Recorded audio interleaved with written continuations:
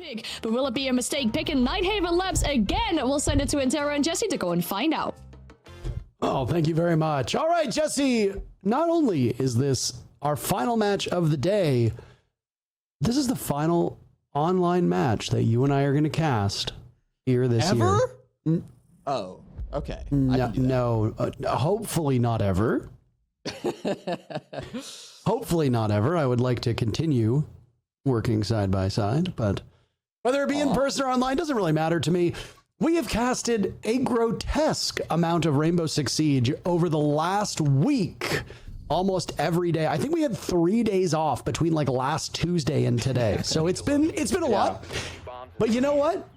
We might have saved the best for last. FaZe Clan has been almost indomitable. I say almost indomitable because obviously they had some stumbles during the group stages. They finished with 6 regulation victories, 1 overtime loss, 2 regulation losses. Good enough to tie for third, a whole 3 points back of Ninjas in Pajamas and Furia. And Furia does seem to have FaZe's number quite often. It was a back and forth affair, a real slugfest in the upper bracket final that started today's broadcast, where Furia toppled FaZe Clan 2-1, and now Furia sits in the grand finals. They play the winner of this series. Will it be w7m? Will it be FaZe Clan? That is the question. In the regular season, w7m defeated FaZe 7-5 on this map. It was addressed by the desk during the pre-show, and now here we are. Gabe says when you lose, you typically do better in the rematch. That means, despite this being w7m's map, he's favoring FaZe. I'm favoring FaZe across the board. We'll see how they do in round number 1. Well, we'll start things off with a likely easy pick for Lobin. With the buck down below and the red pings, that should have been a kill, but Vidiking alive on 1 HP. I'm not sure how he survives. But Vidiking playing in the meeting hall, he has to leave his shield behind. That could be a big problem. The Clash now just left with the sidearms to exist through the rest of this round. You might not have gotten the kill, but in many ways, you've eliminated the threat of this operator just as the round has begun. That's a beautiful little play to start things off for w7m. This game is sure to be a great one. The world champions versus the major champions for a spot in the grand finals here in the South America League. Eventually, from down below, Lobin will be able to get that vert pick onto Cyber. So much early damage done with the buck.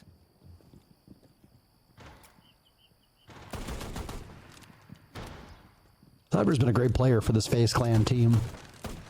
We get to a point now where these 3 squads are remaining.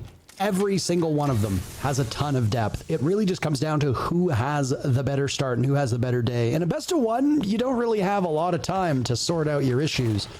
In a best of 3, especially if you don't start on your own map, there are times to workshop this and get to the bottom of the problem. FaZe Clan will be fighting adversity right off the rip. They're going to a map that was picked by w7m, so you expect that a slow start can be figured out as Nighthaven Labs goes on, and then hopefully is fixed by the time Consulate rolls around. That's if you're a fan of FaZe Clan. If you're a fan of w7m, you hope that FaZe Clan never recovers, and it's a set of early losses.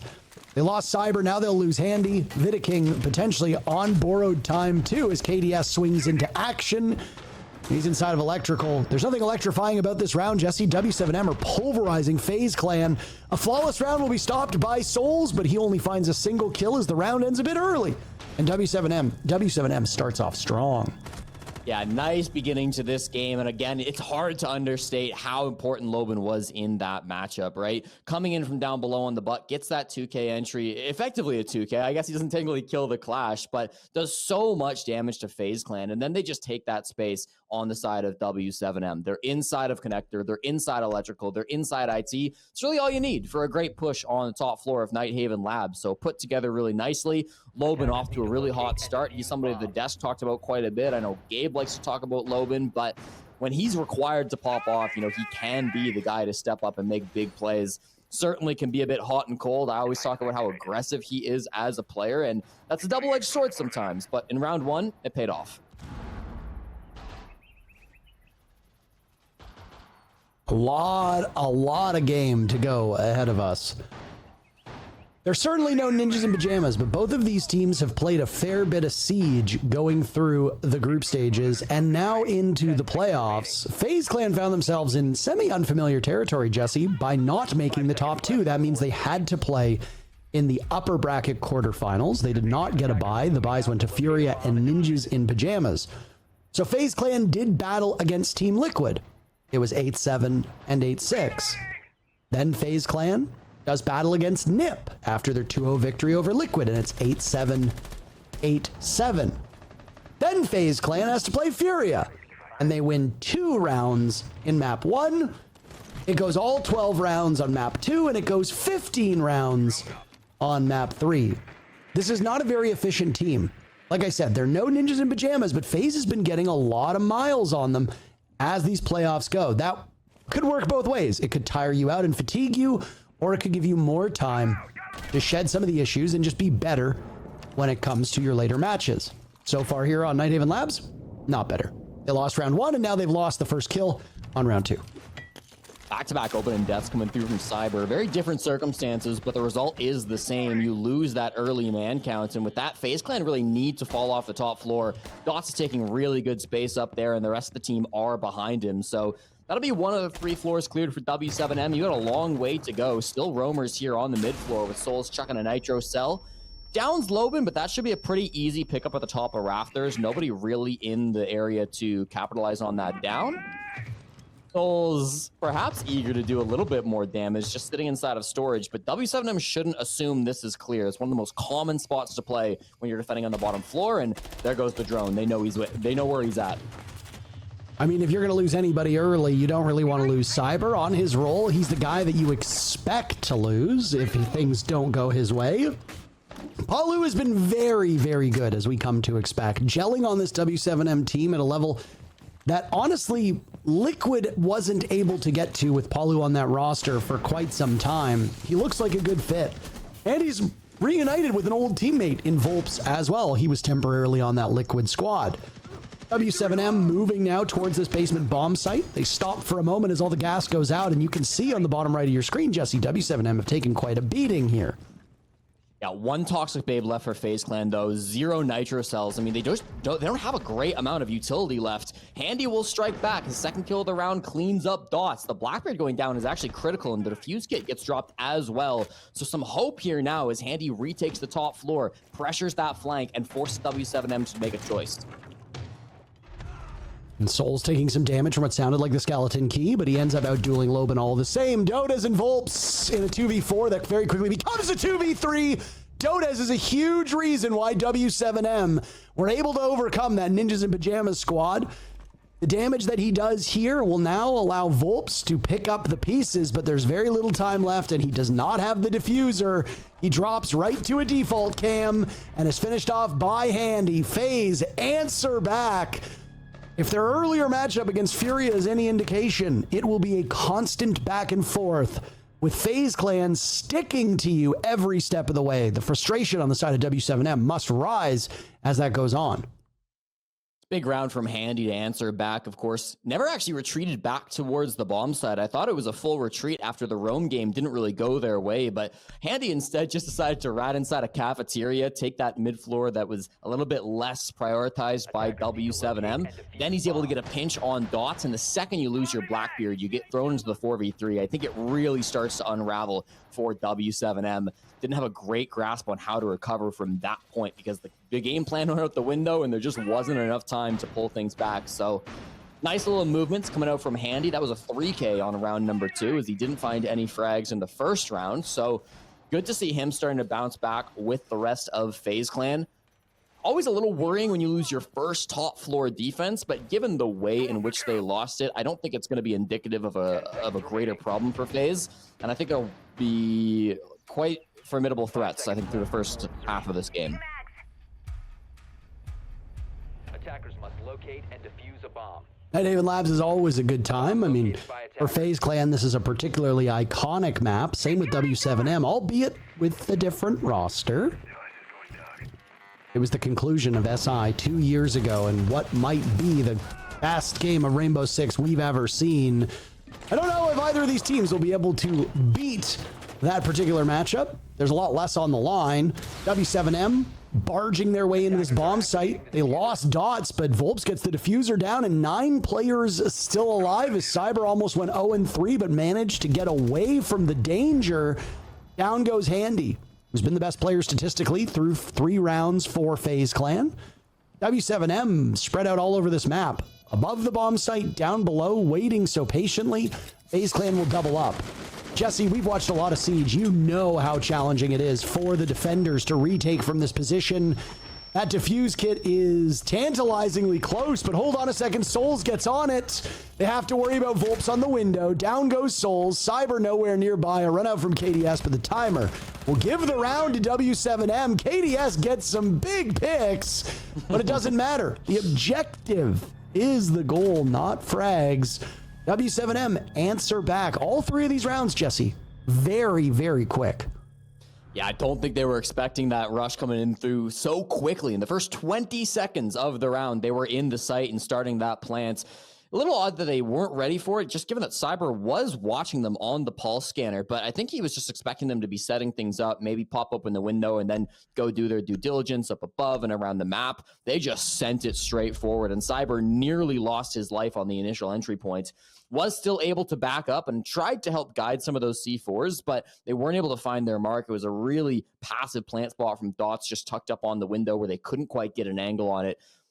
Nice pacing being set by W7M. It feels like they've got some real great pocket strats set up for this map, and it makes sense that they do. They have a pretty ridiculous history here on Nighthaven Labs. Of the last 18 times that they've played this map, they have either walked away with a victory or lost it in overtime. They have not suffered a regulation loss since 19 plays ago here on this map. So there's a good reason why they chose it. They're going to be very comfortable coming in for this map. FaZe Clan a 1-2 record since EWC, only beating Loth, and of course falling to W7M in the group stage. I believe that was a 7-5. So lots to watch out for if you're FaZe. They can get a couple more of these defensive round wins in, then they'll be in a pretty decent spot to force this one deep. I doubt they'll win it before overtime, though, just looking at the history. When we get to live events, we always talk about how we don't want 2-0s. We want competitive matches. If we do get a 2-0, overtime is a consolation prize, I suppose. But here in the SA League, we've only been given overtime. Even if we don't want it, it's been forced upon us. Well, Overtime. And 1-7-0, don't forget. Team Liquid certainly won't. Jesse, I'll never forget that. I'll never forget it because of how it came to be after that insane best of 3 with Los and Ninjas in Pajamas. Yesterday, I will say this with a great deal of confidence, was one of the most absurd days of casting I've had in my entire career. Almost every part of the day defied expectations and was frankly quite baffling. It still led to 2 excellent matches, all the same.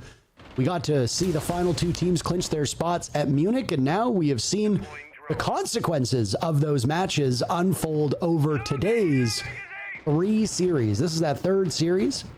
FaZe Clan wants a rematch with Furia. They just fell short in the upper bracket finals earlier today. A victory here against W7M gives them another opportunity. Possibly some revenge on the board. Handy taking down Lobin. Again, a back and forth match is what we expect. That's an exact start FaZe needs.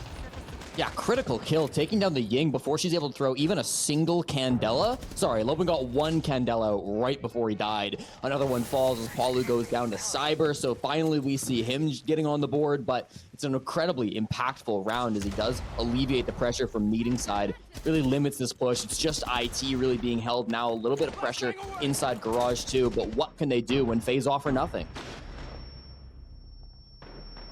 It's just W7M getting dogpiled time and time again. Nitrocell goes, Vidiking in the ground. I don't think that Nitrocell will go off now. Souls will die too, and suddenly we've got ourselves a ball game here, Jesse. Dotas and Vulps are both very talented players. Dotas in particular is having a tremendous game. A target-rich environment as 3 defenders await him, but you can see 2 shotguns, both pointed at the door, both wearing that FaZe livery. Dotas doesn't have a lot of time to work with. The gas will choke him off.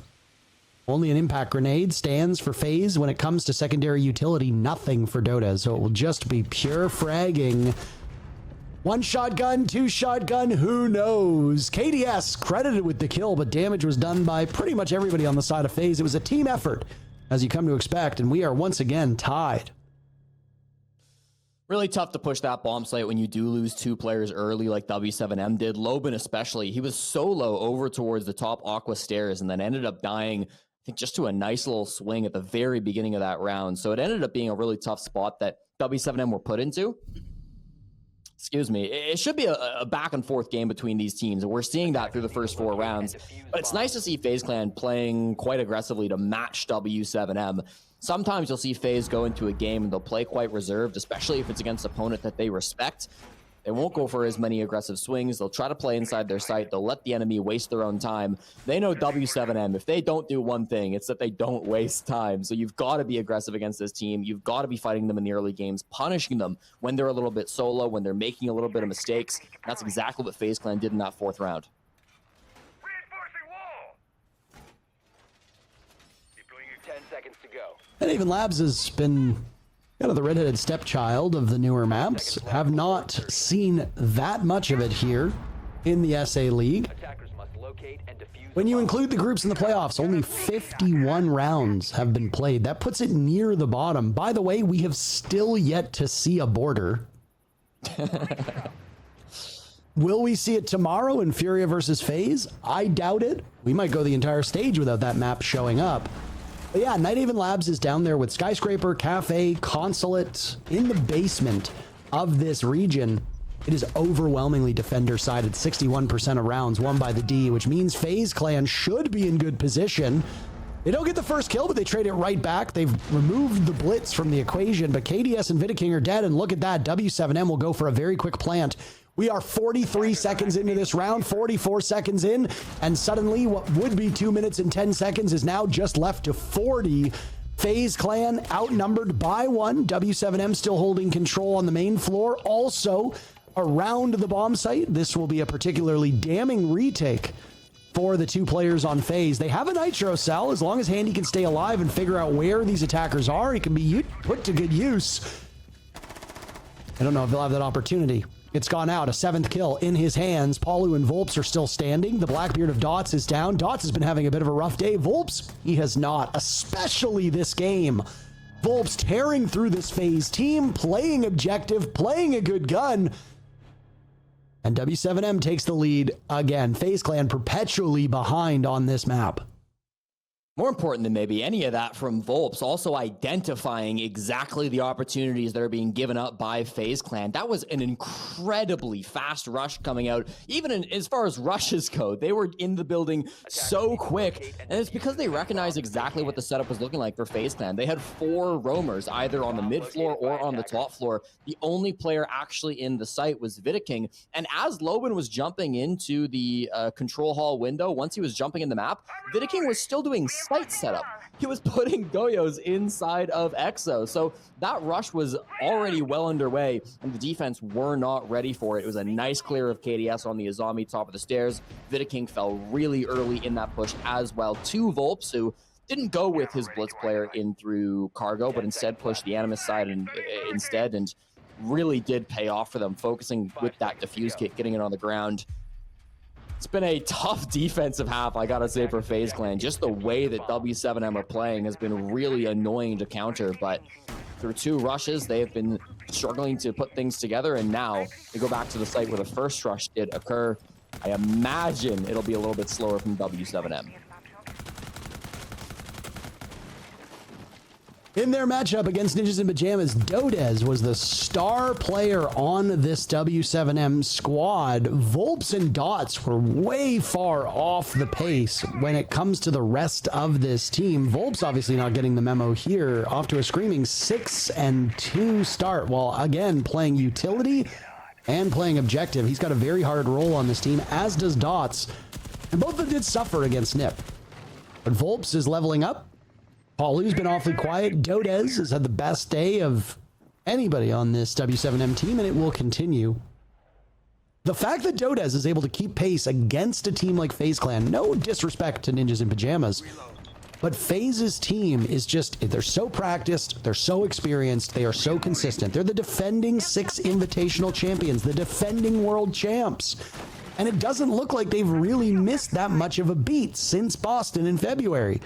And yet Dodez has the same amount of kills as Handy, both of them tied at the top of the standings with 7. That is impressive. Dodez has been doing this his whole career, Parker. He's not going to stop depending on, regardless of who's in front of him. Reigning major MVP as well. He can be so good when called upon. Lots of good util work being played by W7M. They do lose the opening pick as Dots does go down, and this push, it's going to struggle because of it. There it is. Dodez yet again, the man of the hour. At least they've opened up that IT wall, so the hard breach is not so critical. Loban dies at the hands of Souls. FaZe Clan now taking an advantage with a little bit over a minute left. You still got the best fraggers, though, on the side of W7M remaining. Palu, Dodez, and Vulps is about the best 3 you could ask for, with this time still not working in favor of FaZe Clan. W7M have time to pull this off. Getting a kill on a Handy would absolutely tilt it in their favor, but they lose Vulps instead. Now it's a 2v4, and I don't know if I like this, Parker. No soft breach up above. Palu should have a secondary shotgun, I suppose, but unless they can find some way to start working these angles and actually getting picks from them, this is not going to be easy. Palu does trade it back. You spoke it into existence. He's not arm in arm with Dodez, but they can work together as they look over top of this bomb site, hoping that somebody on FaZe makes a misstep. But FaZe, a disciplined team, doesn't usually make mistakes. W7M will force them into that position. Cyber hits a drive-by onto Dodez as he was watching from above, and now Palu is slaughtered close to the bomb site. FaZe not letting them even sniff that gas from the bomb chassis. Gas, smoke, whatever you call it that you see go off. I don't know, I'm not a bombologist. 3-3 the first half, Jesse. As we expect, overtime is right on pace. And yeah, I mean, comes after a nice adaptation from FaZe Clan where they're able to play around that top floor. They really stop the entry from coming too quickly from W7M. They do manage to get the equalizer. A little funny, both teams were able to win each bomb site once and lose each bomb site once. So it doesn't get more even than that. Everybody able to adapt through the second quarter. And I think you're feeling good about that if you're FaZe Clan in particular, just because this isn't your pick. You were maybe worried about if you'd be able to keep up to the pace of W7M. Again, I would say FaZe are the favorites, but they've lost the last 3 meetings between these two teams. Every time they've played this year, it's gone W7M's way. So you can never be too careful. And we know just how good W7M can be when they're at the top of their game. There's a reason why both these teams are here, top 3 in South America. Relatively standard bans coming through. The electricity going to be focused, leaves the Mira up if they want to do any tricks on the IT wall. Saw a lot of that in our last series on Skyscraper. Both the Monty and the Ying being removed means that all hard breachers will be up. So in theory, it should be very easy to get these walls open, no matter what you try to throw at it. Very stark contrast to some of the matches we've seen over the last couple days where teams are very eager to remove not 1, not 2, Jesse. 3 hard breachers.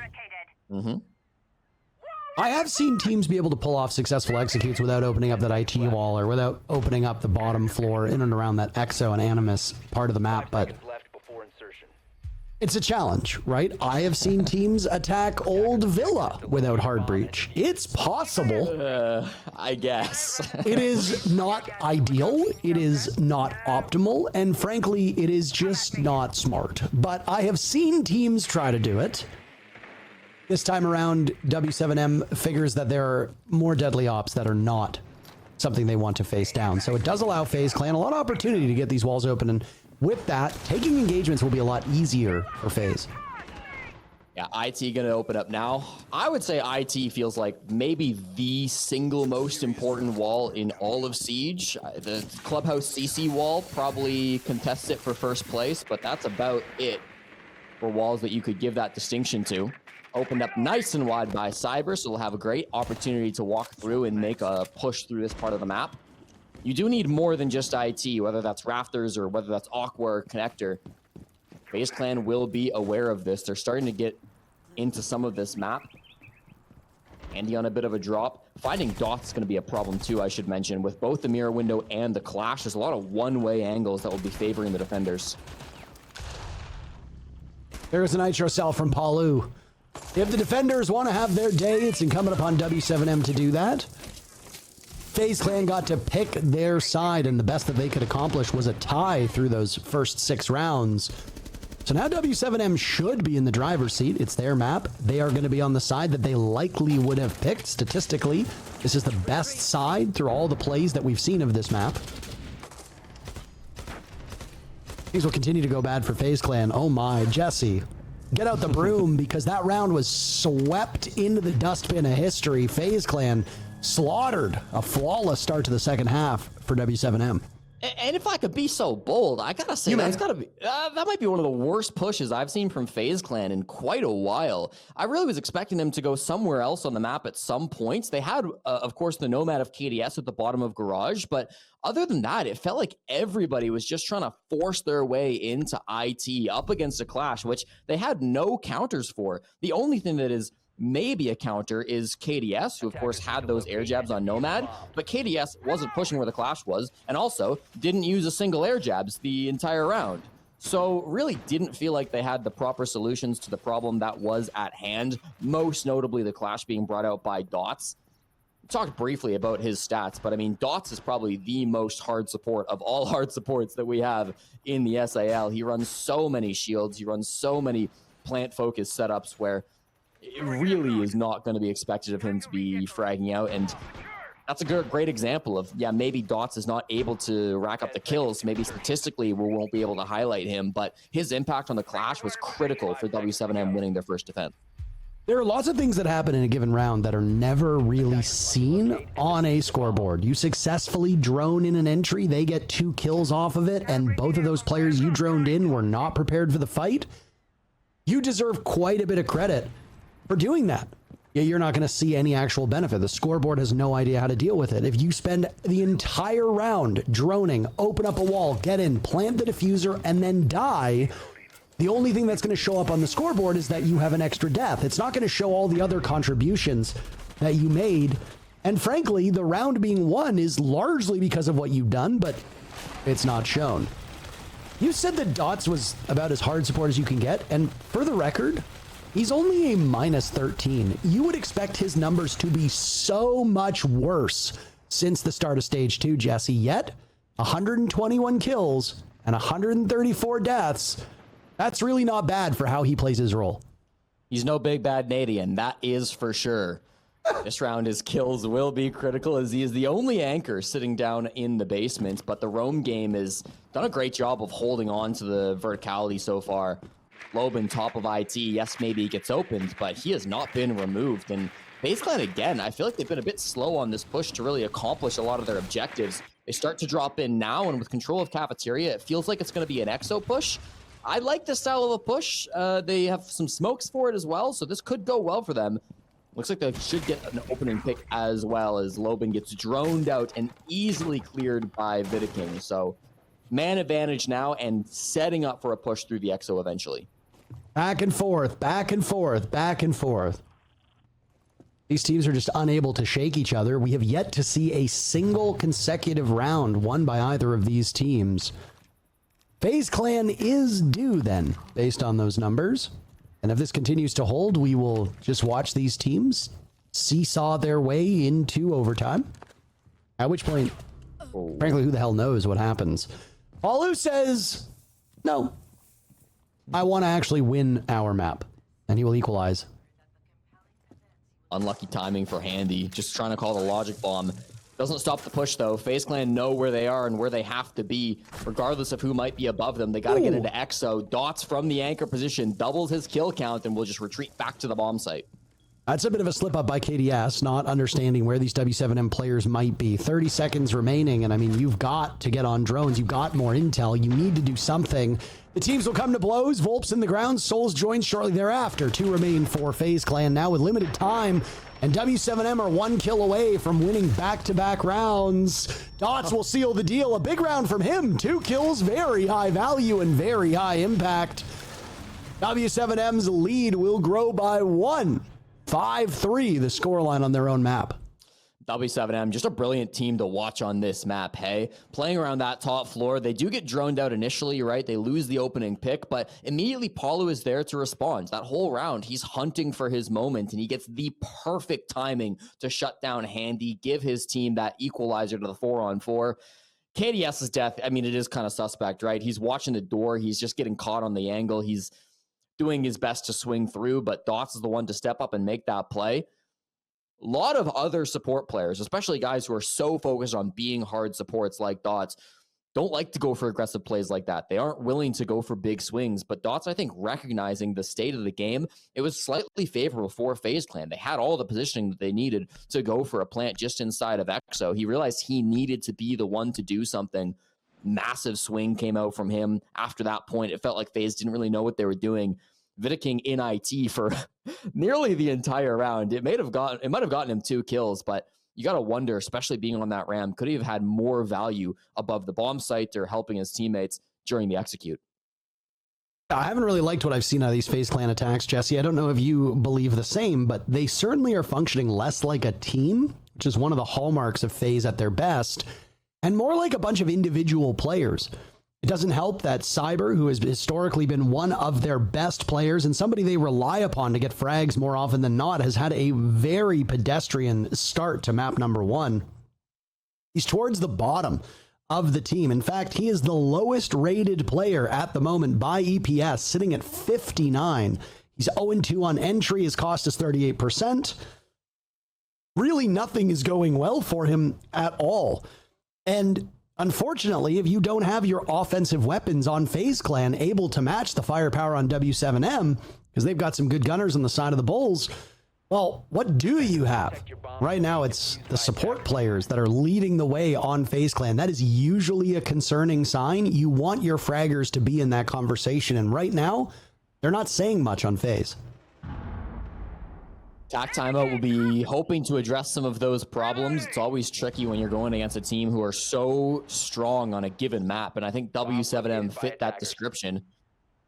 Even for the world champions, it's not going to be easy going against some of these more aggressive teams. Bit of a curveball right after the attack timeout. I like this a lot from w7m. They're going to go kitchen cafeteria. They tried this one time earlier in the stage, and it was not a successful defense. So hoping to right the wrongs of the past, try to get this round successful on the board. Really tough to hold this site. You can just jump in the kitchen window for some great plant spots. The verticality is very easy for the attackers to take just because meeting is so accessible with 2 outer windows. But we see the setup. You're prepping things with castle barricades, Surya gates as well from Dodez, and Kiba barriers from Paulu. They're going to do everything they can to keep FaZe Clan out of the building.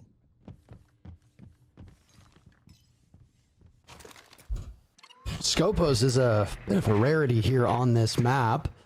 The operator has kind of struggled to fit into the meta, but does tend to emerge on the bigger maps. You see it on Lair, you can see it on Clubhouse, sometimes you even see it on Chalet, where the idea is you hide one of the drones in a position that is usually undroned. Say, if you're defending on this top floor here of Nighthaven Labs, you stash one of those drones in the basement in a spot that usually no roamer would sit in. That would then require a full clear or a full drone from this FaZe Clan team, which, depending on the time, might not be what they're looking for.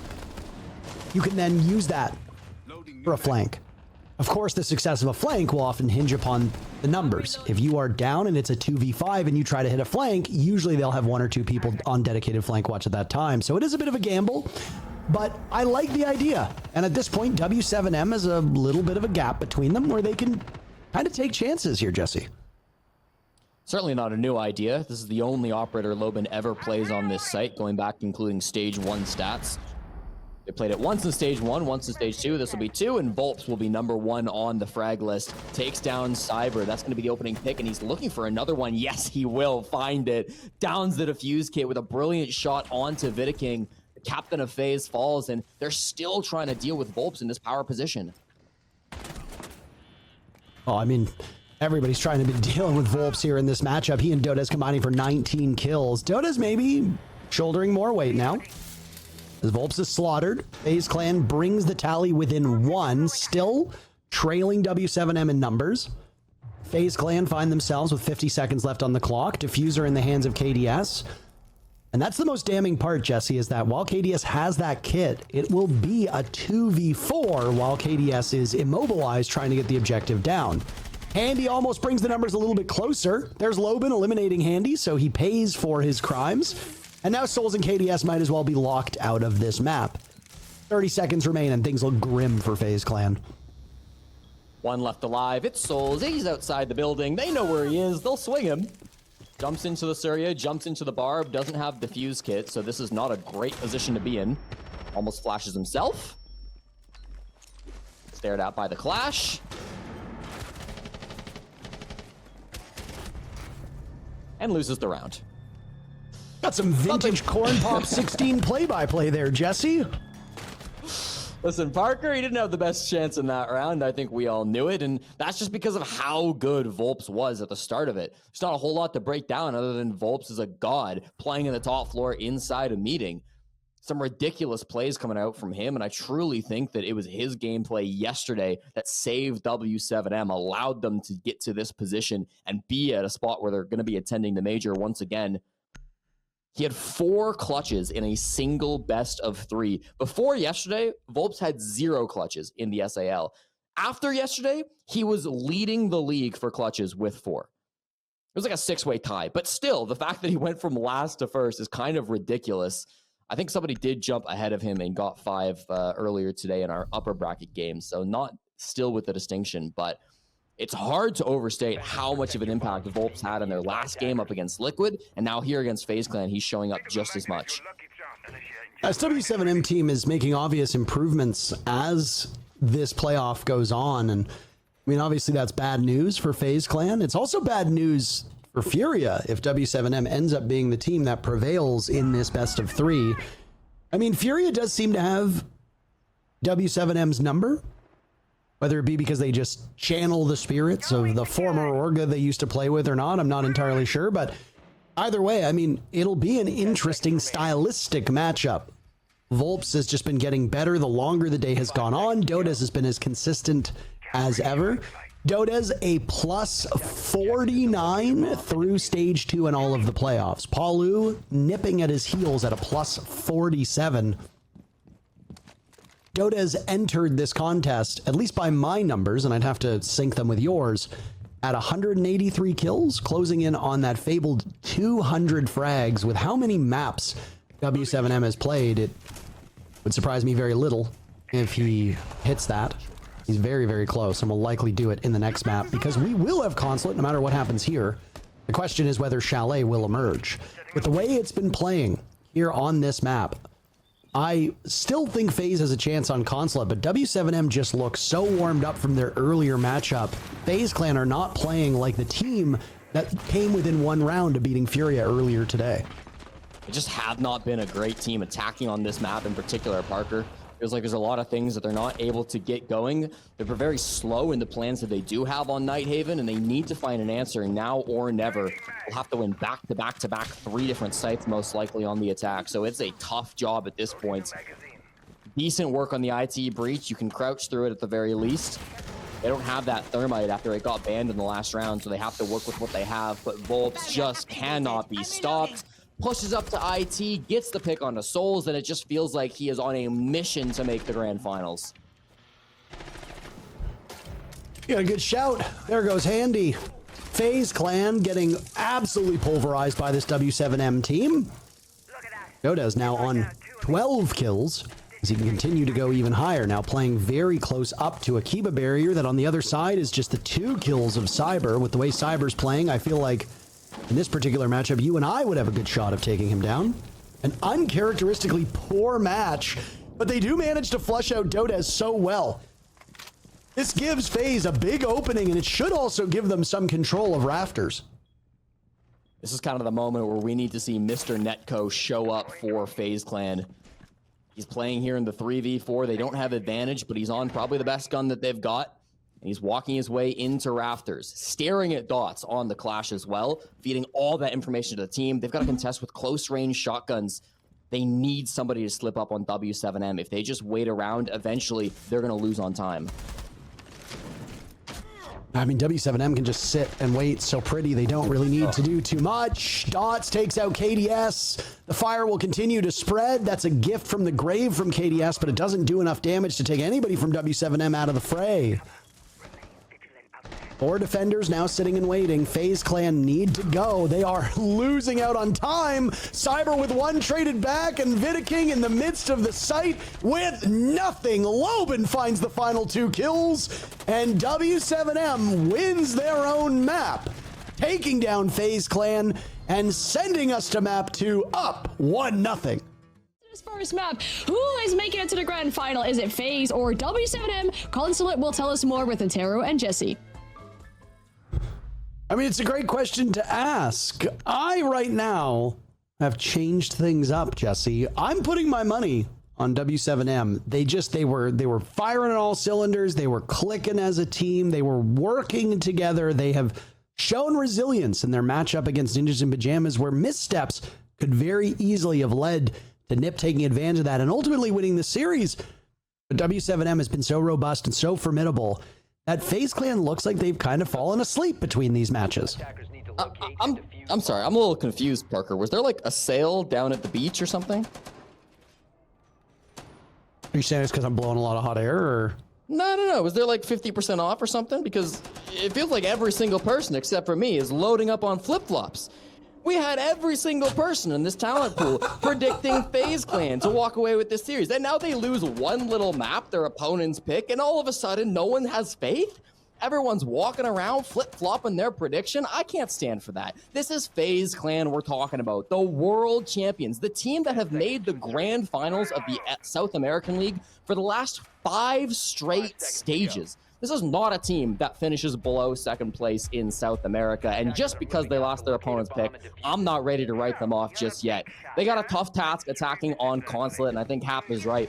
We gotta see some strong attacks coming out from them in this first 6 rounds, but when they get to defense, I mean, this is still FaZe we're talking about. I've got full confidence that they will be bringing out full strength here against w7m, and they should be able to walk away with this, force a 3rd map.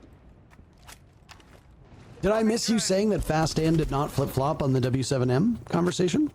I don't think she gave a prediction. She was just asking everybody else, unless I missed that. Fast Ann said that she backed w7m right off the hilt. This is host erasure. You are ignoring the central piece.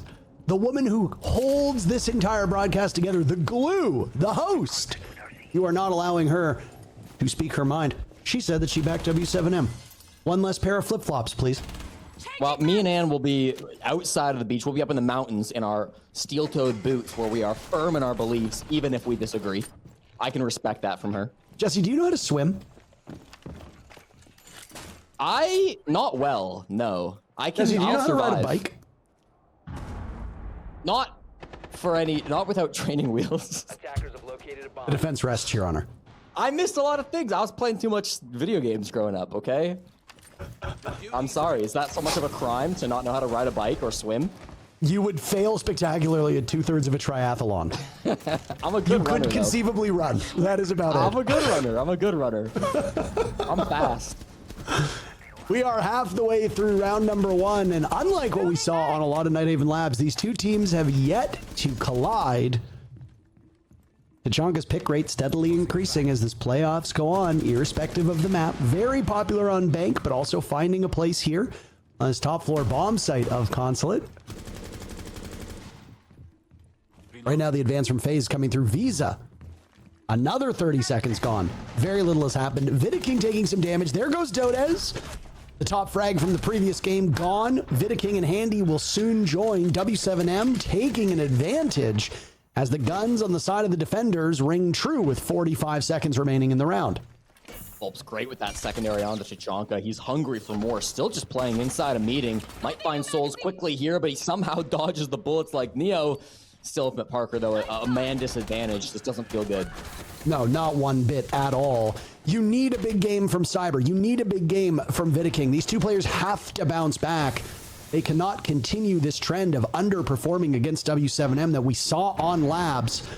It's a moot point for Vidiking, but Cyber's still very much alive. Well, he was. He's dead to Vulps. Vulps killing everybody. Lobin prevents the ace from occurring, and Dots will get the final kill to give w7m round number 1 on FaZe's map of Consulate. Once again, the same things that plagued FaZe on Labs showing up here on Consulate. Not playing like a unit, playing like a bunch of individuals. You cannot pull that off against w7m and expect to win. Inside take, though, end of the day, you don't expect to win ones like that, and they can still go for a reset on the side of FaZe Clan. It was brilliant Tachanka play coming out from Vulps. So many players struggle with Tachanka. He's not an easy operator to play because you got to juggle the...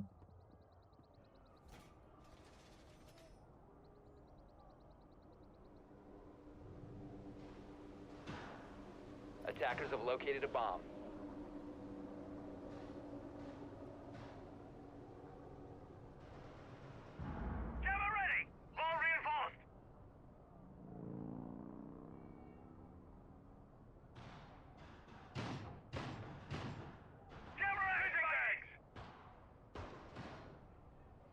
Seconds left.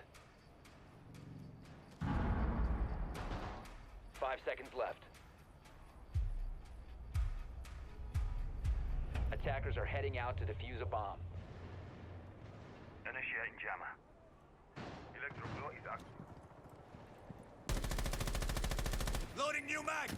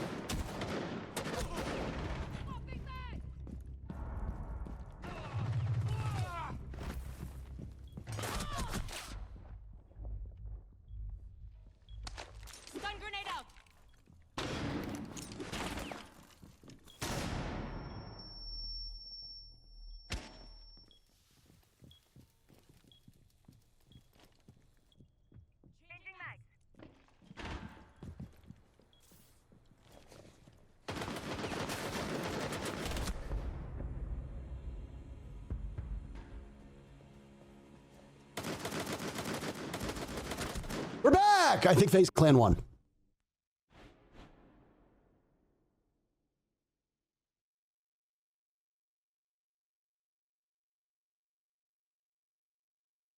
Jesse, what did you see that round?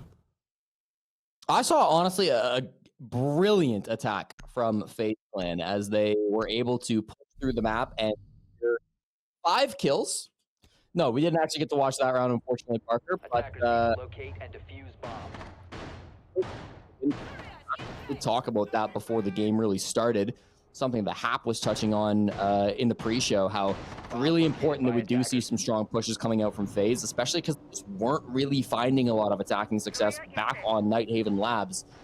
It's a harder map to attack, Consulate is, but because it's their pick, we expect them to be a bit more familiar with it, and I think they've proven that they are, at least through the first couple of rounds that we've seen. FaZe Clan have a 5-game winning streak here on Consulate, stretching all the way back to the 6th Invitational, although their only recent game was an 8-7 win over NIP last week, so maybe a little bit out of practice. We just haven't seen them play it super often in recent months. Whitehaven. Shouldn't that be my line? Ooh, you heard the little operator banter that was added when CJX came to be. That's exciting. Jesse, are you a lore guy? I'm really not. I would love to be, but I don't know the lore at all, unfortunately. I was gonna mock you, but I'm just so firmly not a lore guy myself that Yeah. I'm not even gonna try to pretend to be better than you. My problem is I can't read. You can't So if there's ever, swim. like, lore in You books. can't ride a book. Write a book. You can't ride a bike. I could ride- You can't read a book. What? What are you able to do? I can watch Rainbow Six Siege and read out stats to you. So you can read. Well, reading numbers, I mean, sure, no problem. Do the numbers happen to have the players' names nearby? Some of them do. And you Logan can read could be their about to names. see a 3. I memorize certain words. I'm really proud of you. Vulps going This is over some serious ridiculous personal run growth. out. This is really. Oh my god. What is happening with w7m, by the way? While we're killing time, these two teams decide to take engagement after engagement after engagement. w7m just bringing the fight to FaZe Clan in a baffling series of altercations. Trying to play it hyper aggressively, going for the run out all the way out of the Visa door is Vulps, but his teammates just die and he's not really able to trade much back. You've killed Souls, which is nice. Only a 4v3 disadvantage, but this is still feeling really shaky. Paulo hoping to hold that vertical angle, but he's got to back off from it now. And if he tries to retake up Spiral, it is likely being washed at this point. Vulps is inside a break, and they don't know he's here, Parker. It'll be one freebie. What more could he get? Well, 2, 3. The MP7 is just such a good gun, and he will grab his third. Vulp started off with a triple in round number 1. He'll do the same now here in round 3. Just as we saw in Nighthaven Labs, these two teams were so close to one another, trading back and forth and back and forth and back and forth. King finds himself being hunted down by 3 players of w7m. Vulps disappearing from the scene of the crime. King spotted on those Visa stairs. They know exactly where he is. We'll rotate now towards the bomb site with very limited time. Jesse, and he's finished off by Paulu. w7m regains the lead. Dude, Vulps is a monster of a player. I've been blazing this guy all day, but it's truly ridiculous the performance he's been putting up both yesterday and today. Gabriel Fernandez, the captain of w7m, has just been doing everything that has been required of him. A surely difficult round from w7m. He's left alone on the top floor. Somehow he's not been droned. They have no clue of his whereabouts. After he went for that run out, he goes all the way up the Visa stairs, hides inside of admin, a play that nobody came to expect, and then he swings out to make those plays. After taking out NIP a few hours ago, Vulps had an overall EPS of 99.9. I have to imagine it will rise after this game because the performance he's putting up is absolutely spectacular. Plenty of game to play, but he has really given w7m a lifeline through these Protect playoffs. your bombs from being defused by attackers. I mean, the two players that you're going to be looking at on the side of w7m, not just Vulps, but Dodez, Jesse, as well. Dodez, though, having a very slow start to this particular contest. Unideal. The numbers on the side of FaZe Clan heading into today's set of games had Cyber leading the way on the team, but with his plus 21, listen to these numbers. Cyber was plus 21, Souls was plus 18, KDS was plus 16, Handy was plus 16. So lots of depth. 10 seconds left. On any given day, those players are able to turn it on and contend for top frag. Vidiking is the player on the bottom. He's barely over 100 kills despite all the maps that FaZe has played. Sitting at a minus 23. We touched on it earlier. Dots was at a minus 13 as the worst performing player on w7m. Everybody else positive, but a far greater spread between Dodez and Paulu down to Vulps and Loban. Loban actually was a perfect plus 0. Same amount of kills and deaths. So if Dodez, Vulps, and maybe even Paulu's looked a little pedestrian too so far through the playoffs. He's had some really amazing maps and some very quiet maps. If those players can stand up against FaZe Clan and FaZe Clan's guns continue to shoot blanks, the second map might be over in a hurry. and Furia might square off against w7m tomorrow. Round 4, we got an extra set of operator bands with the Ying and the smoke being removed. We're going back up to the top floor now, of course, and this was a bomb site that w7m won incredibly decisively off some big chonka plays that were coming out from Vulps in particular. It's Paulu in a similar spot where he will strike first onto Cyber. Another early death from a player who has really struggled ever since this series started. Even all the way back on Nighthaven Labs. It puts FaZe into a man disadvantage early. They're still going for an admin side clear, right? This is the same style of push they went for last time. They are extremely concerned about a potential nitro cell, and it is being prepped by Dots. You've got to imagine this will get caught, as they were extremely ready for it, but you never know. They'll toss it the wrong way, and it does miss. I'm curious as to why Dots is running the Tangy D charm. I wonder if it's because it looks like DT, like Dot Zera, just the other way around. For people who might not have been in the scene, you know, 6, 7, 8 years ago, you might forget Tangy D. He was, I can't remember if he was a bona fide player of Penta or if he was an alternate, kind of like Falco was, but a big streamer. He was in that original group of streamers to get charms when they were first unveiled in, I believe it was 2018, but somebody would have to fact check me on that one. Cyber dies. KDS is now dead as well. A brutal series from Cyber. At the tail end of Nighthaven Labs, he was the lowest rated player on his team, from highest rated during the groups to lowest rated at this current point in time. That is not the reversal you want. You want a glow up, not an implosion. But hang on a second, Vidaking and Handy have made this far more winnable for FaZe Clan, taking down 2. Vidaking's all on his lonesome though, and whatever hope they have dashed by Loban and Paulu, who double up. Lots of long faces on the side of FaZe Clan. Whenever you see their player cams right now, only Vidaking, but the rest of them will look likely the same. They are in search of some kind of answer here, and it's not coming to them, Jesse. Couple players really struggling to get into this game, and they were the 3 who died early in that one. Souls, Cyber, and KDS combining for 2 kills across the 3 of them. Not really where they want to be. I will say this is still Consulate attack. The second half will be a completely different ball game, and of all the teams to have a broken mental after losing map 1 and losing the first half of map 2, FaZe Clan would be one of the least likely to be in that position. I mean, you don't win a world championship unless you have rock solid mental games. So I expect them to heat back up on the second half, but the first half really has not had a lot of bright sides, Parker. They've been really struggling to take control of that admin side of the map, unable to go for anything else. You know, maybe a CEO focus could have worked out for them, but it's not what they were choosing to go for. I feel like they had a good read. You know, they were aware of Dots' position, ripping the nitro cell inside the break room, but it didn't matter. They weren't able to punish him for that position, and still just losing a lot of these opening engagements. w7m get aggressive, they go for a big swing, and FaZe Clan just don't seem to have the preparation for it, the answers for it. These next couple rounds will be critical. If they can win one of them, I like their chances, but a 5-1 half, that might be too far gone.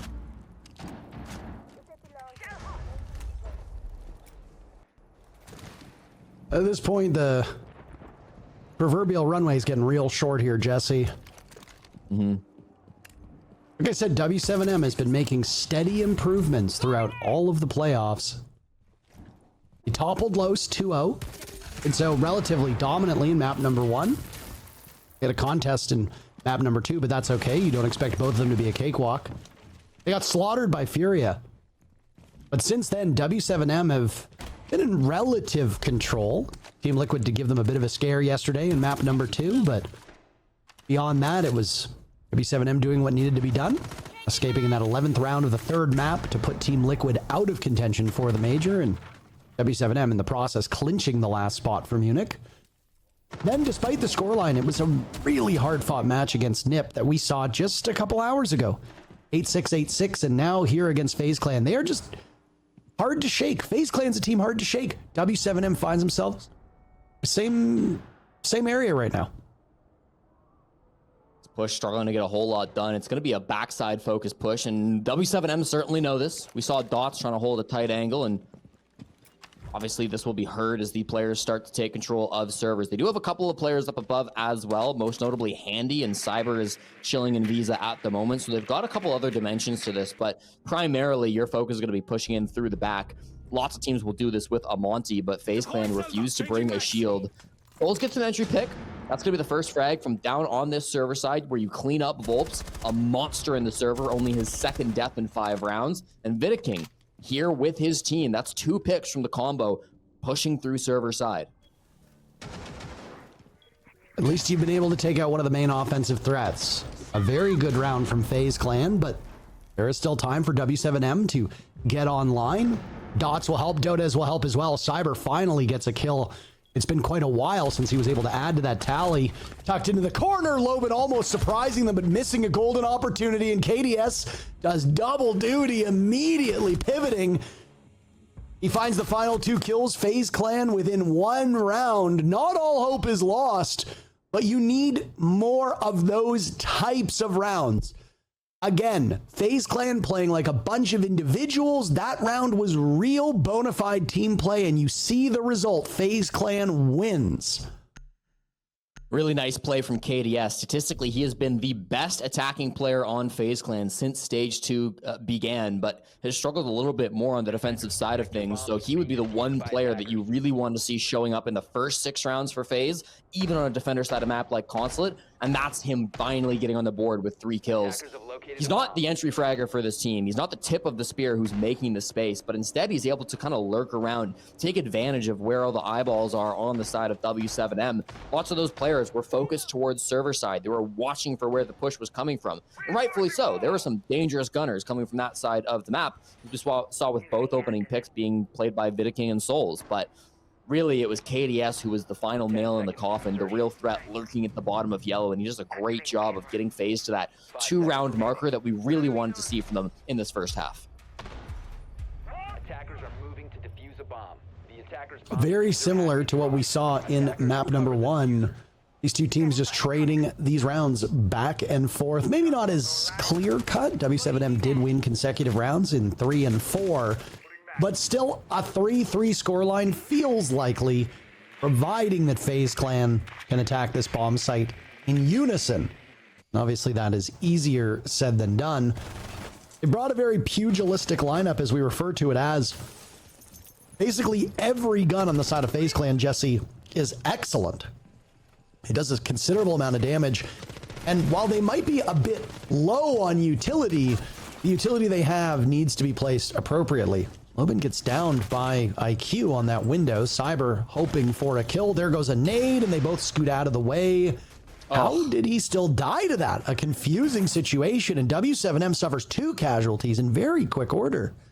Combination of it takes a while to stand up, and also you're on very low HP when you get revived, don't forget. So that nade just in range. Unfortunate for Loban. Good secure of the kill. The same time, Dodes dies, which puts these W7M players in a really awkward position. This is an important round to keep the advantage. A 4-2 is the expected result on Consulate. You let this slip, and things are starting to look shaky in the game overall. Top floor is Paulo and Vulps trying to play together, while Dots is the lone man down here. Finally, they strike back. They take Souls off the board, but is it going to be enough with FaZe Clan still holding quite a bit of top control over towards admin? What? I'm sorry, what?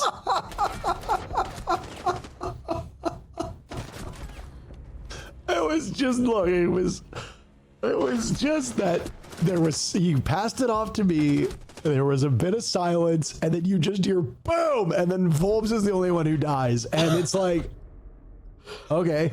How does that happen, bro? I don't know. My guess is that he probably tried to throw a nitro cell over a wall or through a window or something, and it got stuck, and instead of grabbing it, he tried to run away, and he blew himself up, but... I mean, Vulps is still the highest rated player even after that round. Highest rated not just on his team, Jesse, but has the highest EPS of anybody in the lobby. Right now, it's Vidiking leading the way on FaZe Clan. If you recall, when I referenced the stats, Vidiking was at the bottom of FaZe through all of Stage 2. He's leading by example, and that's exactly what a real leader needs to do. FaZe Clan are better for it, but again, I have to point fingers at Cyber. He's a -1 right now. He's got the 3rd lowest EPS in the lobby. on his role, you gotta be better than that. Defenders, protect your I'm bombs. honestly Defused not by that attackers. concerned with Cyber. I know we expect a lot from him, and so, yeah, him showing up would be a big boon for FaZe Clan. But I'm more so looking at Souls, man. This guy is 1-6, and I understand that he's the support player, right? He's not the guy that we tend to see showing up all the time, but 1-6 is still quite low. He's losing the gunfights when he's getting into them, and he's had a really good stage. You know, he has a 1.11 attacking KDR coming into this matchup. We've seen him pop off with some ridiculous clutches throughout the stage. 18% success rate through his 10 clutches. seconds to go. For the guy who's been on this team ever since back in, I don't even know, 2020, 2021, at least back when they became major champions in Yavla, Attackers' objective is to locate I really do want to see this guy stand back up and be the player that we've been expecting from him, because FaZe Clan will struggle if he's not present, given the big clutches and the big moments he's had through the playoffs so far. You hear that? Quietly, I thought I heard something. Yeah, I hope that didn't go out as loud as it was in my ears. I went to move my mic stand and it made like a loud booming echo that I heard in my headphones, but it's always hard to pretty tell quiet. what actually goes out over the broadcast. But apologies to those that have in-ears or listening in a particularly loud environment. First half in the books, by the way, and already we're seeing some changes from FaZe Clan. W7M ran with pretty much the same operators across all 6 of those defender rounds. They switched things up here and there, but the core was largely there. Muter smoke in almost every single round. Ella in 5 of the 6 rounds. Malusi was played. Fenrir was played in 3 rounds. Tachanka was played in 2. Solus was played in 3. So not a lot of movement. Immediately FaZe Clan changes things up. They bring a Pulse, was not brought by W7M. They bring in a Zami, was not brought by W7M. They bring a Smoke, was brought by W7M twice. A Warden gets brought, was brought by W7M once. So a big stylistic difference from these two teams. Which one will be more successful? So far, it's been a good start from W7M. Vulps, the man we can't stop talking about, whether for good or for bad, gets the opening pick on a handy. He was playing yellow stairs, tried to toss out a nitro, and got punished with it in his hands. Won't really help on this admin side clear. Vidiking strikes right back, finding the head of Dots with a quick little swing onto the Zofia. We saw a very strong position from Vulps in that same spot round 1 playing Tachanka. This time it's a smoke from Vidiking, but it is just as successful. Both of these teams really struggling with the admin side push. I'm looking at Lobin as somebody who might be able to open things up and give them a chance, but they need to put some pressure on these FaZe Clan anchors. The buck down below as Palu is hoping that some of those bees dumped into projector above nails down these FaZe Clan players, and they will do just that. Vidiking found Dodez, will capitalize off of that information. The gas that was used by Vidiking is no longer available, so 40 seconds with relatively clear passage into the bomb site for W7M. At least they won't be choked out, as it's a nice flick by KDS. Cyber online as well, and W7M have gone from bad to worse. They started off good. At some points, it even looked great. But now Lobin in a 1v3. Not much time left. FaZe Clan will be hungry for kills, looking to take the lead on their map. They'll get it done. Cyber with the exit frag, and FaZe Clan taking their first lead of this map. That might be the scariest hallway in the world, Parker. It's just being played up between the bomb site on Consulate top floor and break room / admin. And it's so annoying to try to push through that side of the map, even with the man advantage, even with some excellent grim work coming out from Palu. It doesn't seem to matter. A great swing from KDS, a great nitro from Cyber, eats alive the combo as they try to push through the hallway. And there's just so many angles you got to watch for. You can set up your sends walls all you'd like, but at the end of the day, it's not going to matter if the swings come through and people can see you. It's just going to be a nightmare. FaZe Clan will take the lead in this game for the first time on map 2, and they will get their first defense win in the books. I would say a lot closer than some of the FaZe Clan attacks we saw on the top floor, but in the end, that site is just a nightmare to attack. Setting the bait. Reloading. Successfully defended every time that it has come up, by the way, in rounds 1 and 4 by W7M, and now 1 by FaZe Clan as well. Down to Cafeteria and Garage, which has been won by FaZe Clan every time in this map. but on attack. So is that a FaZe Clan bomb site, or is it just very favorable to the attackers? If it's the latter, that gives w7m a big leg up over FaZe. I do appreciate what they were trying to do there with the read on Dodez. How mad would you be if that was you in this game? You just get not blind fired, but sprayed through a window and suddenly you're dead. I'd be fuming. Oh, it's happened a few times, Parker. I think we all know that feeling. An important match like this, it would be even more frustrating. Very heavy roam game on this bottom floor defense coming out from FaZe Clan. The exact same lineup they were running just a week ago in their qualifying match. Now they're going to try to run it here to qualify to the grand finals, but it's just a smoke plant coming through from w7m. The smoke operator will stall it for a moment, but at some point they've got to go for the plants. Nitro cells go off. FaZe Clan cleaning house right now. Alu and Dodez charging into the bomb site. They really need to do anything at this point, and it seems like the only real solution is to die. Dodez now hearing both of his track stingers getting shot away at. KDS on the stairs with the final kill, and FaZe Clan will win yet another. This is the 4th round in a row won by FaZe. This bomb site, very friendly turf for them. They're perfect on it. Twice on attack, now once defending it. And because console office and this bottom floor bomb site have been won by them, they will be locked for quite some time. The tertiary site will be a middle floor bomb site of exposition and piano. I would be quite surprised if we see the split level bomb site emerge, but you never really know. Anything could happen. But when it's FaZe Clan defending, usually we see teams pull out goofy bomb sites as a means of getting something going. FaZe Clan has everything going for them, at least through their 2 defending rounds, Jesse, so why bother? Weird to see w7m being so plant focused on both of these attacks. Less so on the top floor. I mean, it was a very standard push in through admin, but it's rare to see w7m try to just rush a plant in through a breach like that. Only an 8% plant rate on their attacking rounds through this stage, and while they do have a couple of rushes that they like to run on maps like Chalet, I kind of expected them to engage with that roam game a bit more, especially because it was a strategy that FaZe Clan showed just a week ago. Not a whole lot changed in that defensive setup, so something w7m could have read into, didn't quite find the opportunity, and it's really KDS playing fantastically in the previous round, killing both the blitz of Vulps and the planter with the nitro down below. Probably been the best player on FaZe Clan so far, 9-4. KDS has been the real shining star of this team, even when some of the other players weren't performing. Even though he didn't start off performing in this game, he's really been able to come alive ever since kind of round 3. He's been starting to heat up, and now we're seeing that really benefit FaZe Clan. If they win this round, Parker, they just need to win 1 more for 3 defensive setups. I mean, they're in a really strong spot to force Chalet.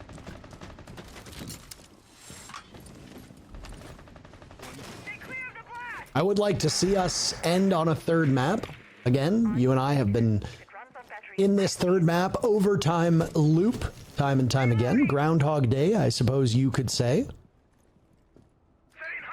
Right now, w7m a bit scared, almost as if they're scared of their shadow, like a particular groundhog just might be. Do you know the name of the groundhog here in Canada? What? I imagine there's a lot of groundhogs in Canada. Isn't it like Groundhog Parker? Willie or something like that? And then there's like Punxsutawney Phil or something's the one in America. I'm not that close with the groundhogs in North America, to be honest with you. You should familiarize yourselves with them. They're very nice. I'll get right on that, I guess. Well, not before you learn to swim and ride a bike and also read. Frankly, you have a lot of work to do. And I saw your stream when you tried to make food, so you also need to learn to cook. So w7m need to learn to attack this top floor. It's not been going well for them. This is going to be their best chance as everybody's falling off from FaZe Clan, but they're not really happy with that. They do pick up Cyber, as Vulps is able to get that one, even if it gets traded with a nitro cell. Pure chaos with Dots trying to find some vert picks, and it will be successful. That's just above the bomb site, and this should be good enough for them. They've wasted both the nitro cells in this round as well. Toxic Babes are almost out of completion, and they've got more than 60 seconds to get the plant down. And they'll start it. But Dots needs coverage. 3 players from w7m to do that. Dots peels off with a 1/3 of the defuse time still remaining. He did not like the situation that he found himself in, and for good reason. Now Dotas will die at the hands of Handy. There was a grenade tossed out as well from Loban, trying to keep these players at bay. It will not succeed. Out goes the gas to secure the kill that was done by Handy earlier.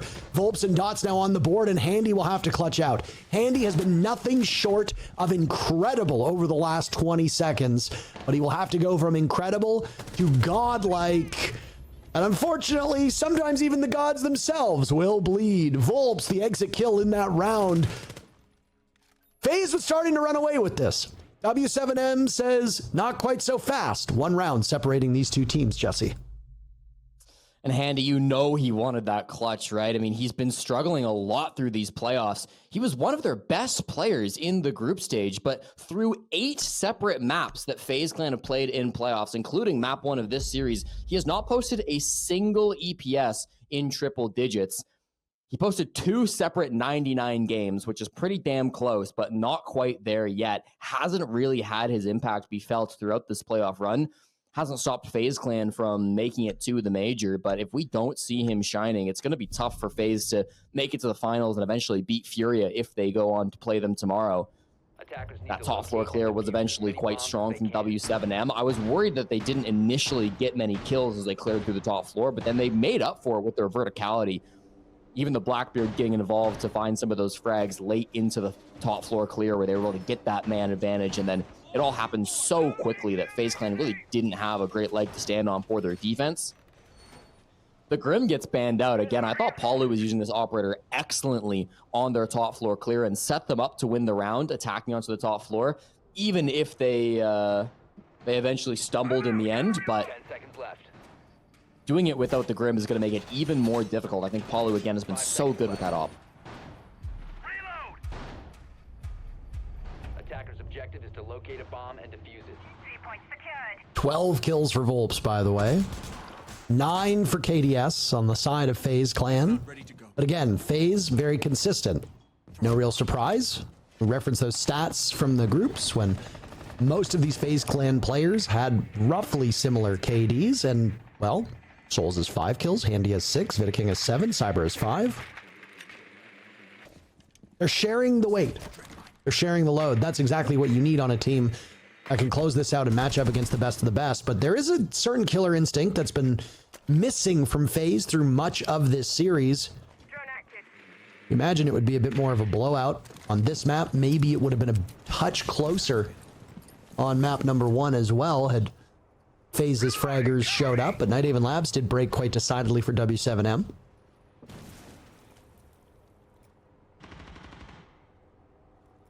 We're going for our 4th admin side clear in a row, Parker. These teams just obsessed with pushing through this side of the map, and I get it. CEO plants, they had their time in the meta, but we don't see a ton of them anymore. Maybe a bit of an adaptation is w7m removing the defuse kit over towards the balcony breach. Dots here with the blitz. It's tough sometimes to find a good plant spot when you're entering through this part of the map, but it will be unexpected, and it could avoid this deadly hallway, which has been so good. Flashes go out, nobody can see anything, certainly not us. Soul starting things off with a nitro cell, and in the corner now, Loban gets 1 kill. Dots pulls out a shield, and Diffuser is at the almost completed point of the round. There it goes. 5 players remaining, make that 4. Dots in the ground. A 2v2 with Cyber and Handy standing tall for FaZe. Immediately, it looks like Cyber will hop on this. Vulps is the one to now salvage the round, but he's missed out. Cyber's not going to fake it. Vulps doesn't know, and FaZe will move to map point off of it. Quick thinking from FaZe Clan, getting right on for that disable to make sure that they wouldn't allow the plant to go down.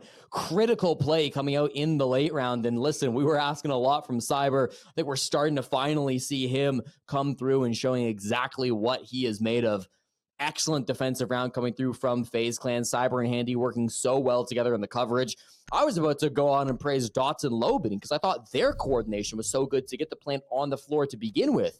Coming in maybe from an unexpected angle, but that was exactly the point that Dots needed to kill the smoke, get himself into the plant spot. Loban's coverage was perfect, but the post plant was just a little bit too quick for them. FaZe Clan very fast to get on that, very fast to equalize the kills as well. Shows their mind is sharp and they are ready to push this to a 3rd map. It might be a long day here on the South American League, Parker, but neither of these teams look like they're tired.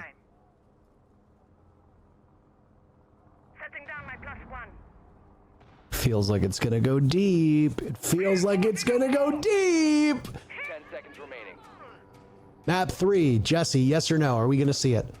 5 seconds. Parker, it feels like inevitable at this point. I agree. The playoffs that we've seen so far. If it's not, it's going to be a 15-round win for w7m. You know, it's going to go max OT if we don't get a third map.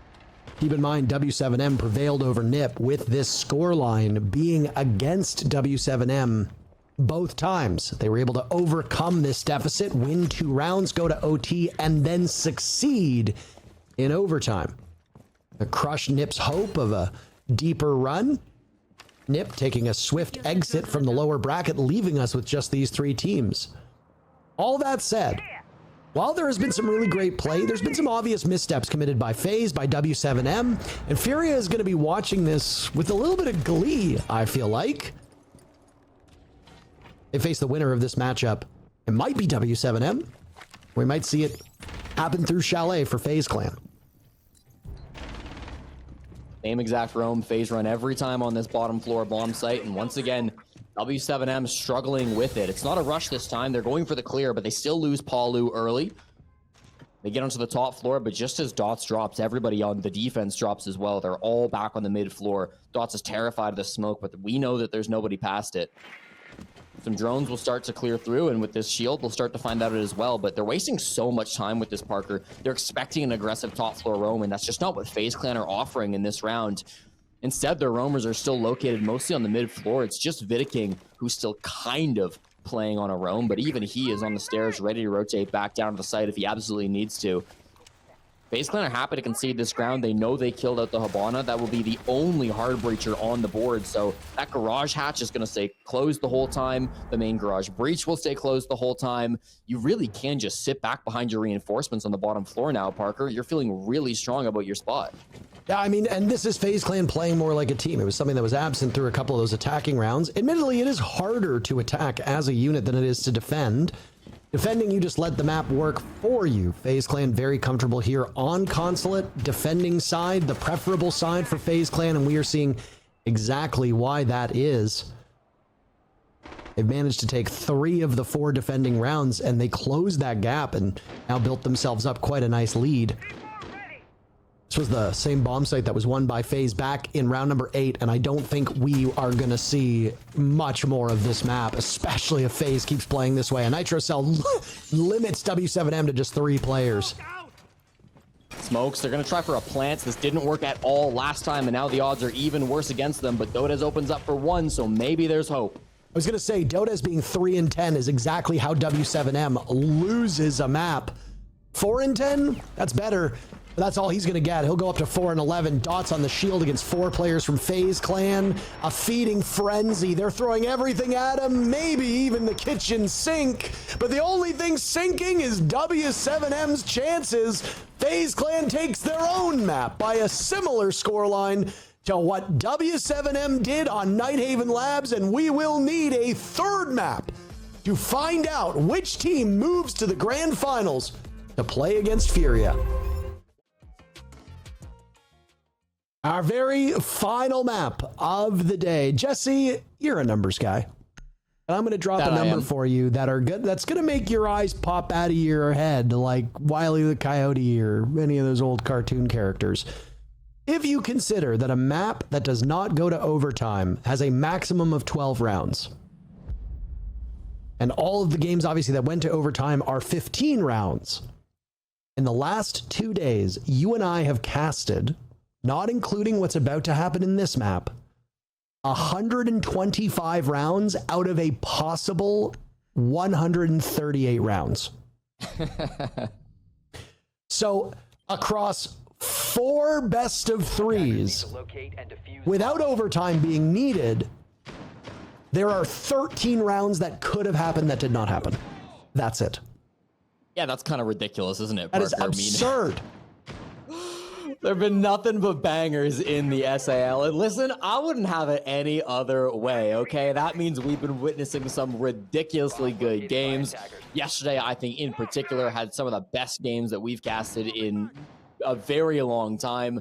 Today has been wonderful as well. And the joy that we get one last map to figure out who's moving on to tomorrow, who's going to the grand finals to play against Furia, and who has to settle for third place. Chalet is where it all gets decided, a very familiar map for both these two teams. W7M played it yesterday. That was against Team Liquid in a 7-0 victory. FaZe Clan played it just a few hours ago, dropping it 8-7 to Furia, and that's the reason they're playing this game anyways. They had one extra round on that map, they wouldn't even be here, but now they're in danger of not making it to the finals. Going up against W7M, they're extremely proficient on this map. FaZe Clan will need to be ready, especially starting on the defense, for a map that leans attacker-sided. Leans attacker-sided is correct. I'll bring up the numbers just in case people are curious. Chalet among the most played maps in the region, but Bank has just launched off at this point. Over 200 rounds played on Bank. Hold on a second here. We are 45 seconds into action, and oh, never mind. Dots was almost going to plant the diffuser, and then Vidaking gets a two-piece, and FaZe have blown this round wide open. Down goes KDS, so W7M do get on the board. We are 1 minute into this round, and 3 people are already dead. Yaw! It's been brilliant from Vidaking. Throws everything off the rails. They seem to know Soul's position, but he still gets the better of them. Swings alongside Handy, and they take down Dodez. Still trying to get him out of the tub, but he is rubbing it up with the rubber ducky, and he's managing to get those kills. Cyber, the final one, and it is an easy closeout for FaZe Clan. I did say on the last map, Parker, that W7M love their rushes on Chalet. They try a new one here on the top floor, but it's just not quite enough to catch FaZe Clan off guard. Prior to the start of this map, Chalet has been played 116 times. The amount of rounds won by the attackers, 58. The amount of rounds won by the defenders, 58. A literal perfect 50-50 map. It is the only map in any region at this current point in time, at least from the numbers I have, that is sitting at an actual 50-50. We're not talking about rounding numbers. We're talking about the exact same number of rounds won by the attackers as by the defenders. Globally, I think this map at one point was sitting at 50.1% for the attackers, 49.9% for the defenders. Well, here we are at 50-50 exactly. Obviously, FaZe Clan's defending victory has changed that. Now the defenders have a single round advantage. But yeah, there's nothing really to glean from those stats. Chalet is the 4th ranked map for W7M on their depth chart. It is the 5th ranked map for FaZe Clan on their map's depth chart. So again, a very middle of the pack map for both of these teams. And frankly, what better turf to settle this best of 3 than on a map that is good but not great for either of these squads? For the first time in the South America League, a Thorn will be selected since the stage began. Handy bringing out what is generally considered to be the worst trap operator here in Siege, but doing what he can with this op. We'll see exactly what he can accomplish playing towards the top of the Solar Stairs. Got a lot of these teammates around him here on the top floor. Cyber playing quite aggressive on this Solus, but he's not watching the right angle. Parker doesn't realize that Loban is so close on the doorway, and he makes the star player of FaZe Clan look like a fool. Goes down very early on inside of office, and it really splits the defense now, with a couple of these players being very far from the bomb site on FaZe. And Cyber's numbers still not as good as they could be. He's the bottom rated player on his team, 2nd lowest rated player in the lobby right now. Going 1-1 means he has 12 kills and 13 deaths. So not an ideal place to be at, but hey, there's still time to make up for whatever's afflicted you through those 2 maps. You're only as good as your last map, right? Well, FaZe Clan will find yet another player going down. KDS picked off. Souls also picked off, this time by Dodez, and W7M are answering back. Vidaking hoping to start to equalize. That's the first of 5 they'll need to find to go up 2-0 in this matchup. Toxicbase actually don't get the kill, but he is unrecoverable as long as Vidaking keeps holding this position. Handy is still on this door and is going to try to make a swing, but it's not quite good enough, Parker. Vidaking in the 1v4. He's going to have to do everything. Alu bleeding out. Vidaking in, sees the Blackbeard, Get your frags, my man. Why not? 4-0. Stat padding perchance. Worried about Bar circling around to the lobby. Diffuser going down, and Loban will get the job done before Dots was able to get the case on the ground. Objective play was still good, but the guns were just a little bit better. And as we've seen across all of their games, w7m keeps it close early on. Big individual round coming through from Loban, of course, finding those couple of kills on the entry and the final frag in the round as well. Loban been, I think, actually quite good so far through this series. I really liked his play back on Consulate. I don't have his stats on hand, but I know he's been a player who has had his struggles statistically throughout this stage. Enters this game with a perfect 1.0 KD ratio, but quite negative on the EPS. One of the guys that's been around for quite a long time and a real staple of this w7m, formerly known as Los roster. Grew up way in the north of Brazil in the state of Pernambuco, which, if he does go back to his hometown before he flies out to Munich, will make it a bit of a shorter trip. Regardless, I think with how much practice they have to go through, you might choose to skip out on that and just stick with the team here in Sao Paulo. 10 seconds remaining. I was talking to, I think it was Troy, actually. We were filming our most recent show. I've heard about this. Sorry? I've been told about this. About what? Loading mag. How about you and Troy talking on the podcast? Continue. Well, that's what we do. But no, he said that he really appreciates when you pull out the names and locations of players and then tells like a little tidbit. He said it's very Pierre Maguire-esque, which is I suppose a compliment, but also can be an insult. But either way, it's a fun little addition. You know, I remember the one time you did it was like Yaga got a kill and you were like, the pride of Evanston, Illinois, you know, whatever. That's obviously not where he's from, but it's like, how do you know this man? Iowa. Whatever. I don't care where these players are from. Yaga from Iowa, though. That's a unique one. That stands out. You know who else was from Iowa? Goddess. You know who else was from Iowa? Stokes. More people from Iowa than you'd think, okay? I actually didn't know that about Goddess, and I forgot it about Stokes, so fair play. Goddess and You got Stokes some- you got some actually had, knowledge. like, their families have farms, like, down the road from each other. Wow. I don't think they knew each other before esports. Did Vidiking know life before a Nitro Cell kill onto Paulu? What about KDS getting slaughtered by Dodes? Did they know? Both teams now losing one. Paulu, a terrible start in a very important map. And that's one of your two hard breachers down. You've got Ace for backup. Halfway point of this round. No team really gaining much from those opening picks, as both players that have died have yet to find a kill. Jesse Handy almost dies in the ensuing fray. Yeah, he's playing an office, tracked by the death mark. Vidiking's not too far away, just in piano, tucked on the window, but he also falls. Great shot coming out from Dodes. Huge impact on this Deimos, and they've started to get the man advantage now back away from FaZe Clan. Cyber and Souls left alone on the bomb site. Over 60 seconds with full vert control.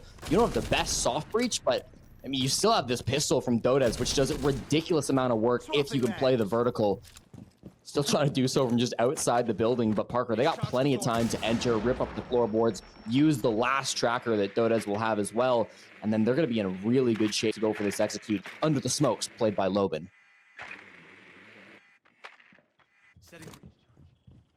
Discovery time to sort out where Cyber and Souls lay in the last 35 seconds. Still very winnable for FaZe Clan at this point, especially if w7m are not quick enough with their next set of steps. Cyber gives his position away, though, and that might have been a fatal flaw for FaZe, as now he heads back down to kitchen and will be harassed by the death mark of Dodes.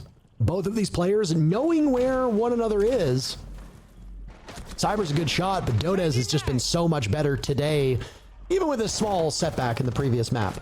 Now it's all up to Souls in a 1v3, and well, he's not going to get the job done. Loban, the hero of the final moments of that round, and w7m takes the lead. I really like Dodes' play on the Deimos there, Parker. If w7m bring a Deimos, it's usually Loban who brings out that operator. It's by no means the first time that Dodes has rocked it. He does play it quite a bit as well, but I think he really had a good handle on how he wanted to use that, supporting the rest of the team as they were pressuring in through office. Then he uses the verticality, barely enters the building in that round, but still has critical impact almost wondered if they would ban it away from him, but they go for the Brava ban instead, which might signal a couple of the operators they're looking to play on the defense. Some more Malusi, perhaps. The Echo could come back out. We could see some Maestro. Brava, always a strong counter to operators like those, but some time to think about it too. FaZe Clan calling their attack timeout, not liking the start, down 1-2 early up against w7m. It's always a bad sign when a timeout has to be taken before they swap sides. FaZe Clan obviously not happy with this.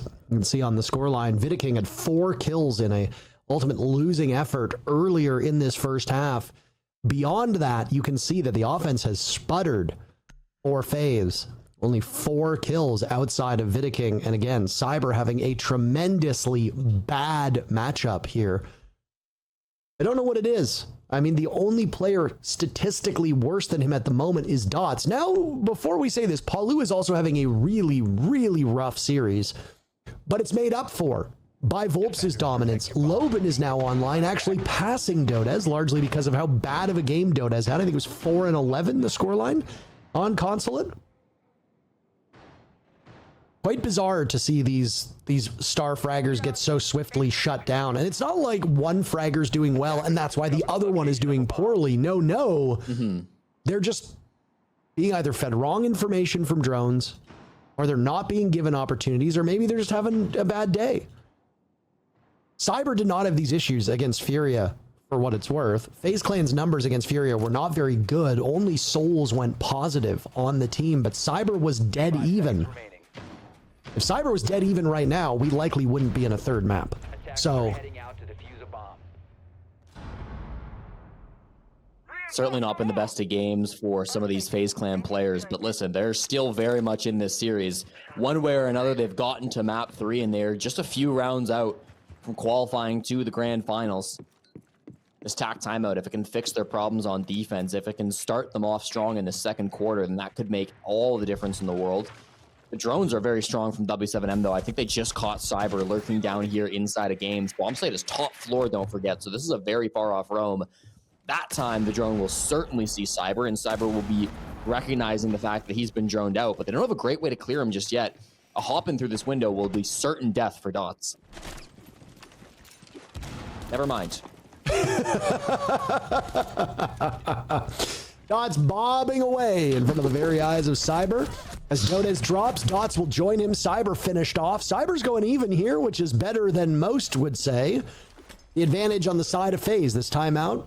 Potentially working. Hard to tell if it's FaZe doing well or w7m's entry just being a bit rudderless.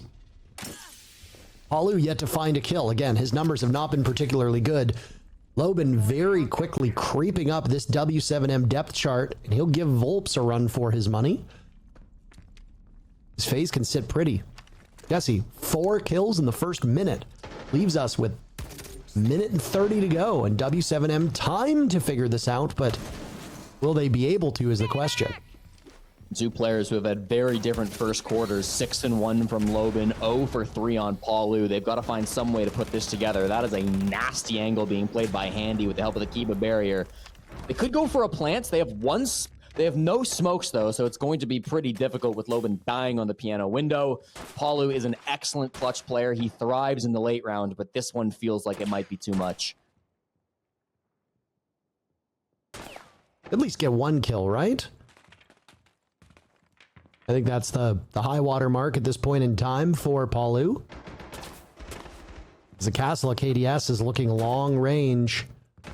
You can hear those bullets. You can see the tracers just going over, but I mean, FaZe Clan are disciplined. None of them really wanted direct engagement. They're holding these angles. Palu's only got 10 bullets left in his mag. That Type 89 can be a bit unwieldy. At this point, he's just prolonging the inevitable, Jesse. There's no real way for Palu to win this one. Vidiking ensures that it does not actually get done. FaZe Clan use their timeout very effectively and immediately convert it to a round victory. Yeah, and it comes off a great little aggressive roam from the fraggers that we've kind of been missing throughout this game, right? It was a really nice coordinated hold on the far side of the map from Cyber, Handy, and KDS. The 3 heads of the spear, if you will, for FaZe Clan, as they're all playing around that games part of the map. KDS up above, playing in mezzanine. He gets 1 kill. Cyber deep inside of games. He eventually does get the kill onto Blackbeard, and then Handy comes back to trade the kill that goes on to Cyber in the end there. So just very well coordinated roam going on from FaZe Clan. It's what you always want to see on a map like Chalet. You kind of have to play aggressively as the defenders. And so FaZe, the fact that they're playing aggressive, not just hitting their shots, but playing together, trading each other, covering the weaknesses, 1 above and 2 down below, makes all the difference in the world. And it'll be a really tough nut to crack for W7M. Start to wonder, maybe we start bringing in some Yings, maybe we start bringing in some more of that oppressive utility like Grim or Capitao. Those can sometimes be the answer when a team is playing very tight together like the FaZe Clan just were. 5 seconds left. I'm glad to see it. I frankly am. I don't really care which of these teams win, as most people should suspect. Casters don't enter a series, usually with a preferred team in mind. I've said many times on this show that my priority is that we have a good story, and boy oh boy have we ever. Again, 125 out of 138 possible rounds have been played while you and I have been casting over the last 2 days. I mean, that in and of itself is a story, but the matches have told something that we couldn't even dream of coming up with. FaZe Clan needed to play together. They will find some deficiencies in that strategy in this particular round as Souls dies very early on. There has been an early death in almost every single round of Chalet. You lose the Malusi, so at least those Banshees should persist, providing they've all been placed. Yeah, I believe they were all set down from Souls, and that's a nice couple of trade backs, but Vulps is still here, Parker. The menace from map 2 is coming back for W7M. 5-3 start from him as he also takes down KDS. You've lost your Dokkaebi in the midst of these trades, and that's not great, but with the damage you've already dealt to the aggressive players, I think that's totally fine. Bomb site is kitchen. Vidiking and Handy on a bit of a duo expedition. This is kind of a fun way to play the clash, but unfortunately the player they find just inside the library backs off before they can really do much with it. Loban knows the position of those 2 players now. If he can relay that to his teammates, they might be able to catch them on a cross, but always tough going up against the clash in that situation. It's quite funny how we just see so much action happen early on, and now there's this long pause between these teams. FaZe Clan trail in numbers. Cannot allow this matchup to get away from them. FaZe winning the first round, winning the most recent round with the W7M win sandwiched in between.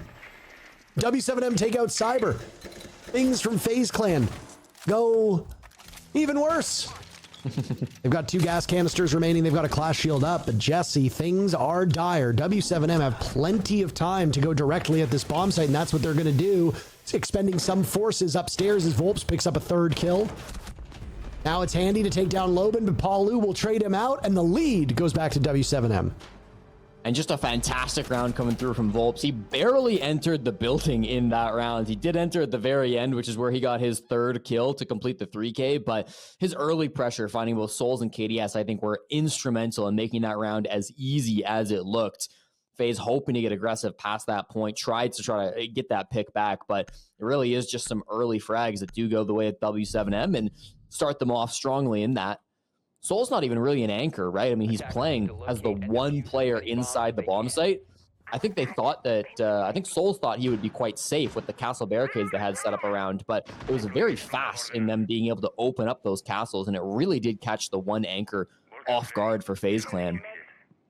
This will now force them down to the bottom floor. A lot of teams don't like this bomb site, Parker. It's been by far the least played here on Chalet. FaZe Clan have tried it a couple of times this stage, including a few hours ago earlier in the day against Furia. They've yet to win it. 2 attempts since this stage started, and no successful defenses for them so far. Defender lineup is looking relatively standard from them. Again, they love their castle on this map. They love being able to play around with some of these annoying operators to keep the wall closed, like Vidiking on this Tuberau. See what it's worth here in round number 6 to tie it up.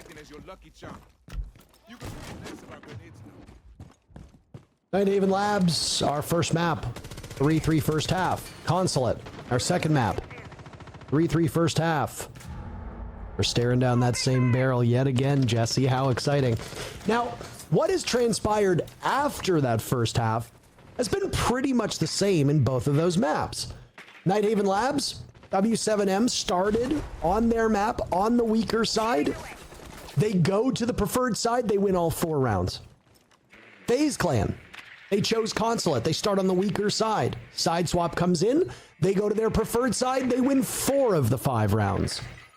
But what the hell happens here? We have no guideposts. This is not either team's map. It's the 5th best map for W7M, 6th best map for FaZe, or vice versa. What happens? Do we see a close 3v3 on both sides and then go to OT? You damn well know it's coming. Let's not kid ourselves. You know that's coming. We got to get there first, right? FaZe Clan desperate to win this defensive round.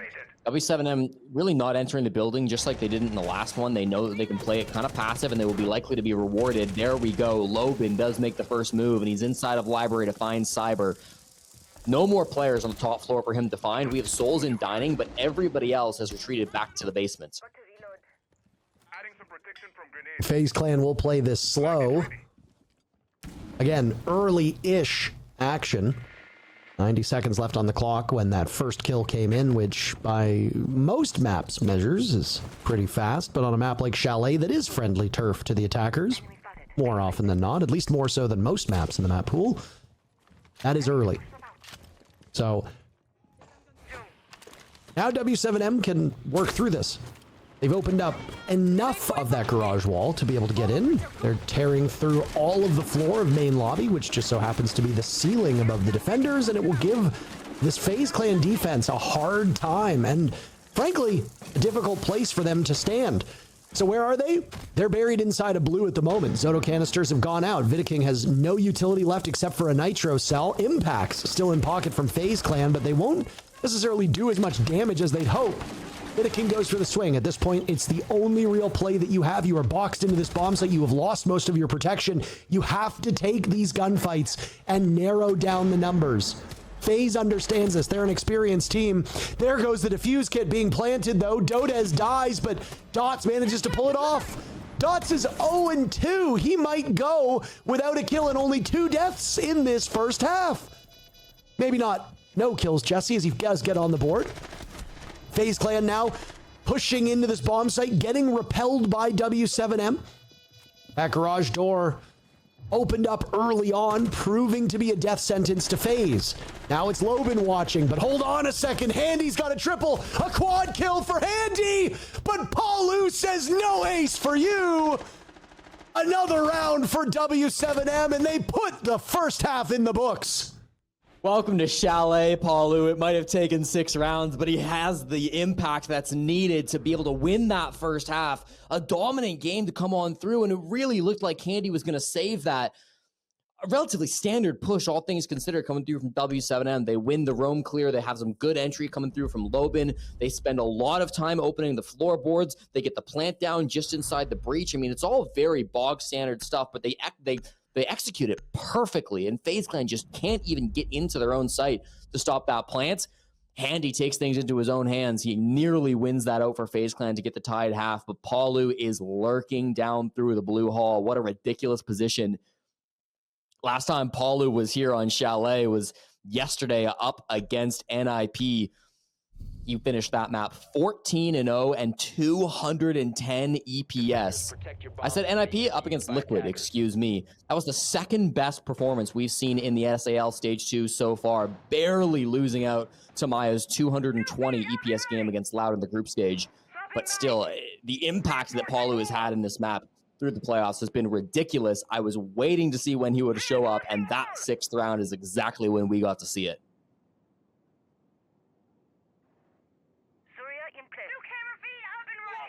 I guess the prophecy might not be foretold, Jesse, with this 3-3 first half and then a 3-3 second half. Now it comes down to FaZe Clan winning 4 attacks, a job that's easier said than done. But if there is going to be a map where the attackers have that advantage, it's Chalet.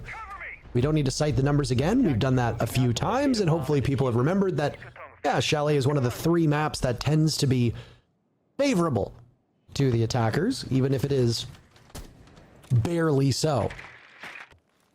This time around, W7M, just their guns are great. Vulps, 7 kills. Paulu was 0-4, I believe. All of his picks have been high impact. that previous round. Huge. He was the only person who could suppress Handy. Loban on 8 kills.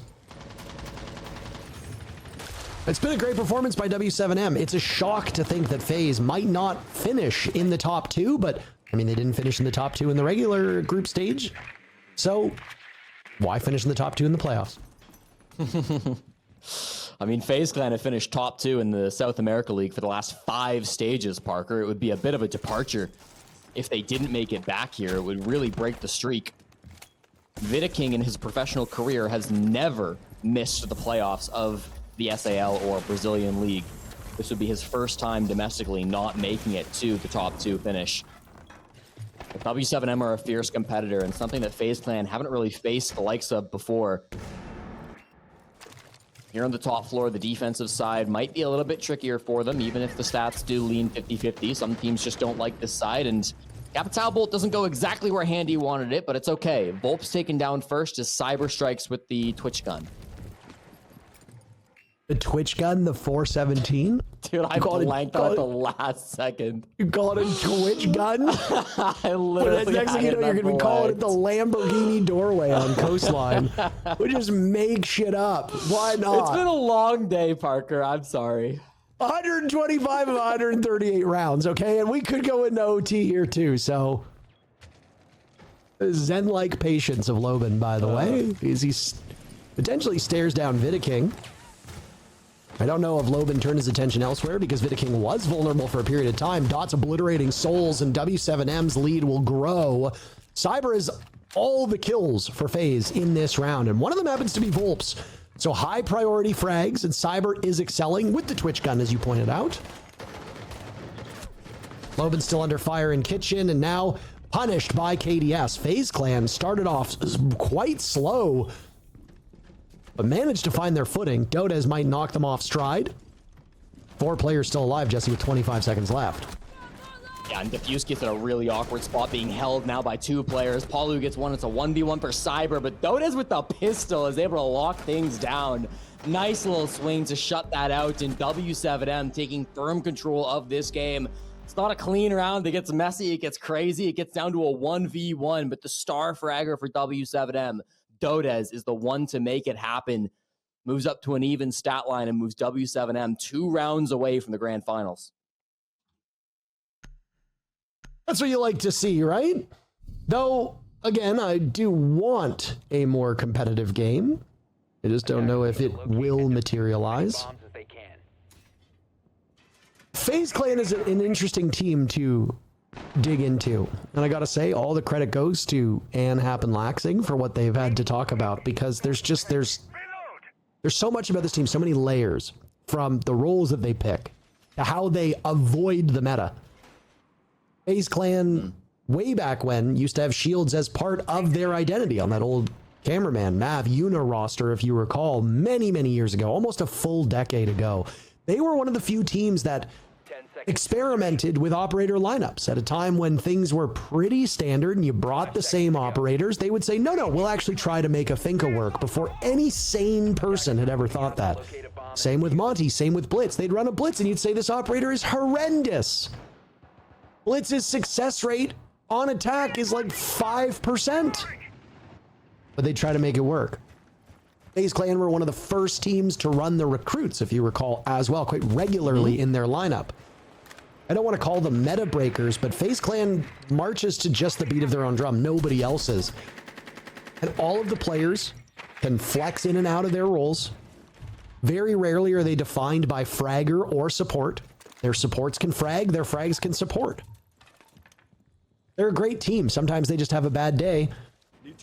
They've been one of the most consistent teams so far this entire year, but you can't win them all, and I think FaZe Clan understands that. They're in a situation where winning seems quite unlikely, but if there's any team that can overcome adversity, it's FaZe.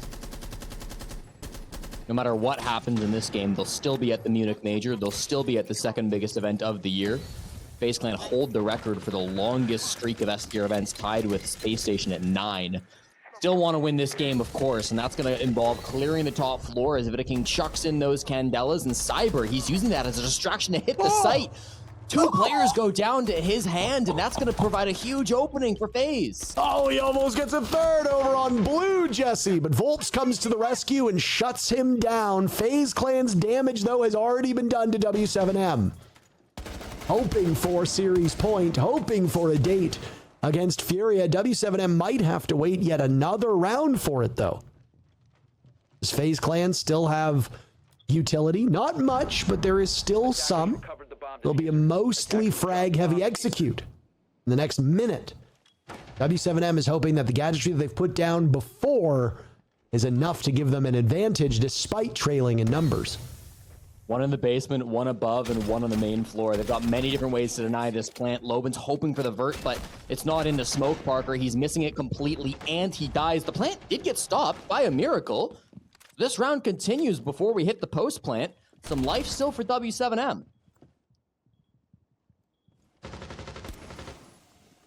Denari and a Malusi, just the Malusi. Vulps breaking double digits, falling away, but he walks right into Handy, moonwalking his way into a FaZe victory. w7m has the lead. They lost the round, but they look like they won it. On the side of FaZe Clan, all of these players look like they have seen war. I mean, with the amount of rounds all these teams in SAL are playing, I'd say they've seen war. When you stare into the abyss, you must be careful for the abyss to not stare back. And I think FaZe Clan needs to be very wary about that. I think w7m does as well. FaZe Clan finally winning an attack, and they are closer to tying it up, but w7m still not really giving us a reason to doubt them.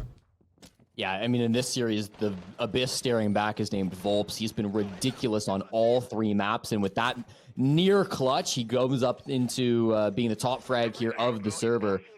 10-6 now, and even though those kills weren't impactless, we went straight to his face cam after the clutch ended, and he's just laughing because I think he knows he's got FaZe eaten out of the palm of his hand. He's playing this team so well. He seems to know every one of their movements.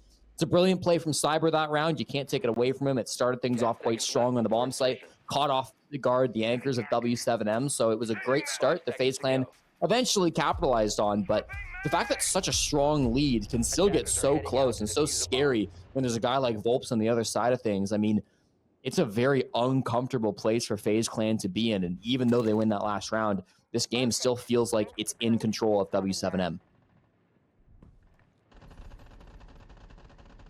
Yeah, no reason to believe that FaZe Clan are at the point where they can dominate this game, but Handy having a couple good looks, Cyber just generally looking more formidable on entry. Those 2 things alone can be enough to turn the tide of an odd rounder here. And really that's all that they're at, right? It's a round or 2 and suddenly FaZe Clan have tied things up. I have to get to that point first. The desk talked about Solus and how her buffs have put her back in, not the meta, but at least in a better place. A better map to see her on than Chalet. And she'll be able to deny a lot of this information that FaZe Clan has used so successfully over the last round and a half. Remember, Handy came within a single kill of winning round number 7. Still anybody's game, and we know how good these players can be. Their own game not really being addressed by FaZe Clan. It's going to be pretty direct to the bomb site. I think this has been read by w7m, though. Dot's done a great job stalling things out with the Toxic Babes, and he will do even better as he finds the head of KDS for the 5v4 advantage. These roamers facing a bit of pressure, but Soul is 2-6. What's he going to do when he finds these players crossing his sight line? Well, he's going to just back off, not wanting to get aggressive. He knows if he dies, it's really tough to make this push work, but he kind of has to, right? Somebody on FaZe Clan needs to take the opportunity to equalize this man count. I almost thought they were going to rush straight into the site, but with KDS dying, they've almost refocused their push, and they're pivoting to fight these roamers. They just don't have the information, though, at the moment. It's a long-range sight from FaZe Clan. Vidaking with very limited support. I liked what he was trying to do with the diffuser. But w7m's just a touch better, Jesse.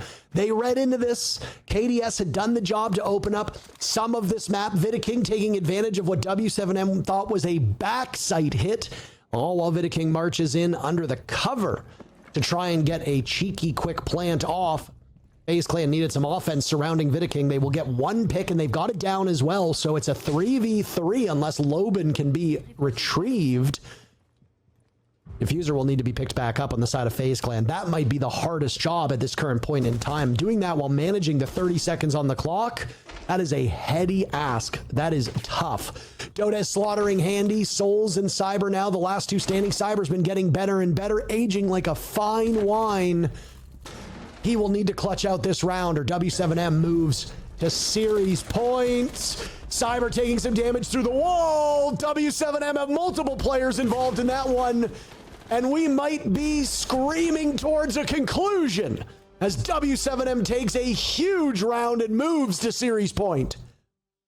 Ever since this team was assembled at the very beginning of 2023, they have never missed out on a domestic grand finals, but w7m don't seem to care about the history. They're playing so well here on Chalet after a brutally long play day for both of these teams, but with back-to-back games, especially for w7m. A poor attempt at a plants coming through from FaZe. Vidiking just desperate in the 4v5, trying to sneak one under their nose, but Dots has been such a consistent anchor for this team. Locks things down with the smoke, forces them now into position where FaZe must win back-to-back rounds just to get a shot at overtime. We've seen them come back from crazier situations than this, but Parker, just with the vibes of this game, with the momentum being firmly in the palm of w7m, they really need to change something because it doesn't feel like it's in the cards. Yeah, I mean, I'm completely on board. What has been back and forth has slowly faded away for FaZe Clan. They were good in rounds 1 and 4, but since that 4th round, w7m has won 4 rounds to FaZe's 1. Keep in mind that the 4th successful round by FaZe was just to tie the match. It wasn't to build up a lead that has slowly been chipped away at. 10 seconds to go. With the exception of that first round, FaZe Clan have not led in this map. That is just not good enough. Yes, Cyber has improved. Yes, Handy has been great. But FaZe have really struggled with players rising to meet the moment. We often say if one player has a bad game, that's okay. Usually when you get to this point in time, the depth is deep enough where one player can be kind of off. But FaZe Clan, Jesse, have had about 2, maybe even 3 players well below expectations in most of these maps. That's not going to cut it against most teams. It's certainly not going to cut it against another team in the top 3 of the most competitive region in the world. Roning is strong from FaZe, but they need to be able to follow it up. Loban down here on the Solus. Loban's been such a nuisance, particularly strong in the early couple rounds in this matchup, but been able to hold things down on defense when it's been required of him as well. Here comes the swing on Solar Window, and it's good. Cyber falls. He may have improved, but he may also be done this stage. KDS trades back onto Vulps, though, and this top floor clear is underway. Very quickly, KDS has found 2 kills from 3 and 8 to 5 and 8, playing a utility op with smokes. That Aurora can easily seal the deal. A 3rd kill will now be found for KDS. w7m just continuously walking into his line of sight. Dodes and Palu can both be saviors of rounds. Dodes has done so already in these playoffs. Ditto Palu, but Palu has not had a very good game so far. 4 and 7, the stat line through this round. He's dead. Dodes swinging the door. Same position Palu died at. Dodes will go down as well, and FaZe Clan not allowing this map to go without a fight. Excellent play from KDS. He's simply outside playing the windows, catching some of those early rotations coming through. Vulps upstairs in the Cases hallway. Couple of players in that direction, actually. Dots going for a trade, but KDS sitting in the position that you expect the Aurora to be. It's not a crazy revolutionary spot. Just consistent with the DMR, being able to find those players as they cross his sights. You ask for somebody to be rising to the occasion, Parker, and it feels like KDS almost heard you. Big game coming out from him. Big round, I should say. The game's been quite quiet, but that would be the time to turn it up. The time to change the pace. The time to get back into the server. You're at a 3-round deficit, and all 3 of those rounds, your opponents are going to be on series points. This is your last couple of chances to force that OT. It's a good start, but there's plenty more work to do for FaZe. This is a position that w7m has been on the opposite side of. I brought it up during the Consulate map, where w7m is very familiar with being down 4-6, winning 2 rounds, and then forcing OT. Locate a bomb and defuse it. Remember, How poetic it would be if in the very final map of what could be for either of these teams, it's FaZe Clan who wins the final 2, goes to OT, and then punishes w7m in overtime. w7m has been the team that has benefited from that situation. Time and time again, they continue to outmuscle their opponents in the most important rounds. But like you said, FaZe Clan is an incredible team. They have been in scarier spots than this and have been able to overcome it. So I'm going to be looking for a couple things. Number one, what is Cyber able to do? Not just playing Deimos, Jesse, but also now showing that he can rise up and battle these w7m players. If he's able to get an early pick or at least use a death mark to flush one of those w7m players into FaZe Clan's open hands, then I think FaZe has a great chance. But Cyber just dies. Cyber dies early. The Azami now involved in the fray. Loban dies at the hands of Handy. FaZe Clan's got some added insurance as KDS is on the board. Dodez will trade it right out. We are a minute into this round and everybody seems to be dying. Paulu's not too far either, Parker. He's inside Trophy. They seemingly have some pings on him, but he gets all the way back up to Solar, in with his team. It's a very aggressive roam from Loban and Vulps, the duo on w7m, aggressive on the defense. They try to take those fights, and they trade 2 for 2. Frankly, that's all they needed to do. This round's still very even for both sides. A couple of important pieces gone for sure. You lose that Deimos, that sucks to lose, but it's really good timing, and here we see another kill potentially. Handy gets his toes shot out, but he's still pushing forward with his team. All 3 FaZe players on the Mez side of the map, pushing in from office. There's no second dimension. It all comes down to what space Handy can make and if Vidaking can get the plant down. Down goes another player on w7m. KDS over the last couple rounds is dragging this FaZe Clan, kicking and screaming to the finish line, which right now is OT. No, KDS gets another, but not the way you want. He blows up Handy with a nade. That's your shield gone. One of the best operators to deal with these last 2 players on w7m now in the ground. Palu and Dots just need to wait out 40 seconds. That's their win condition. They know where FaZe will advance from, over by that office wall. And Vidaking has to be worried about Library, has to be concerned with Piano. KDS will cut off that cross, but he does have a blind spot. Down he goes in the hands of Palu. Vidaking will get the job done with the defuse kit. Pop up and get shredded by Palu, who gets the job done. w7m wins it without OT. A 3-mapper for the Bulls, and they'll face Furia in the grand finals tomorrow.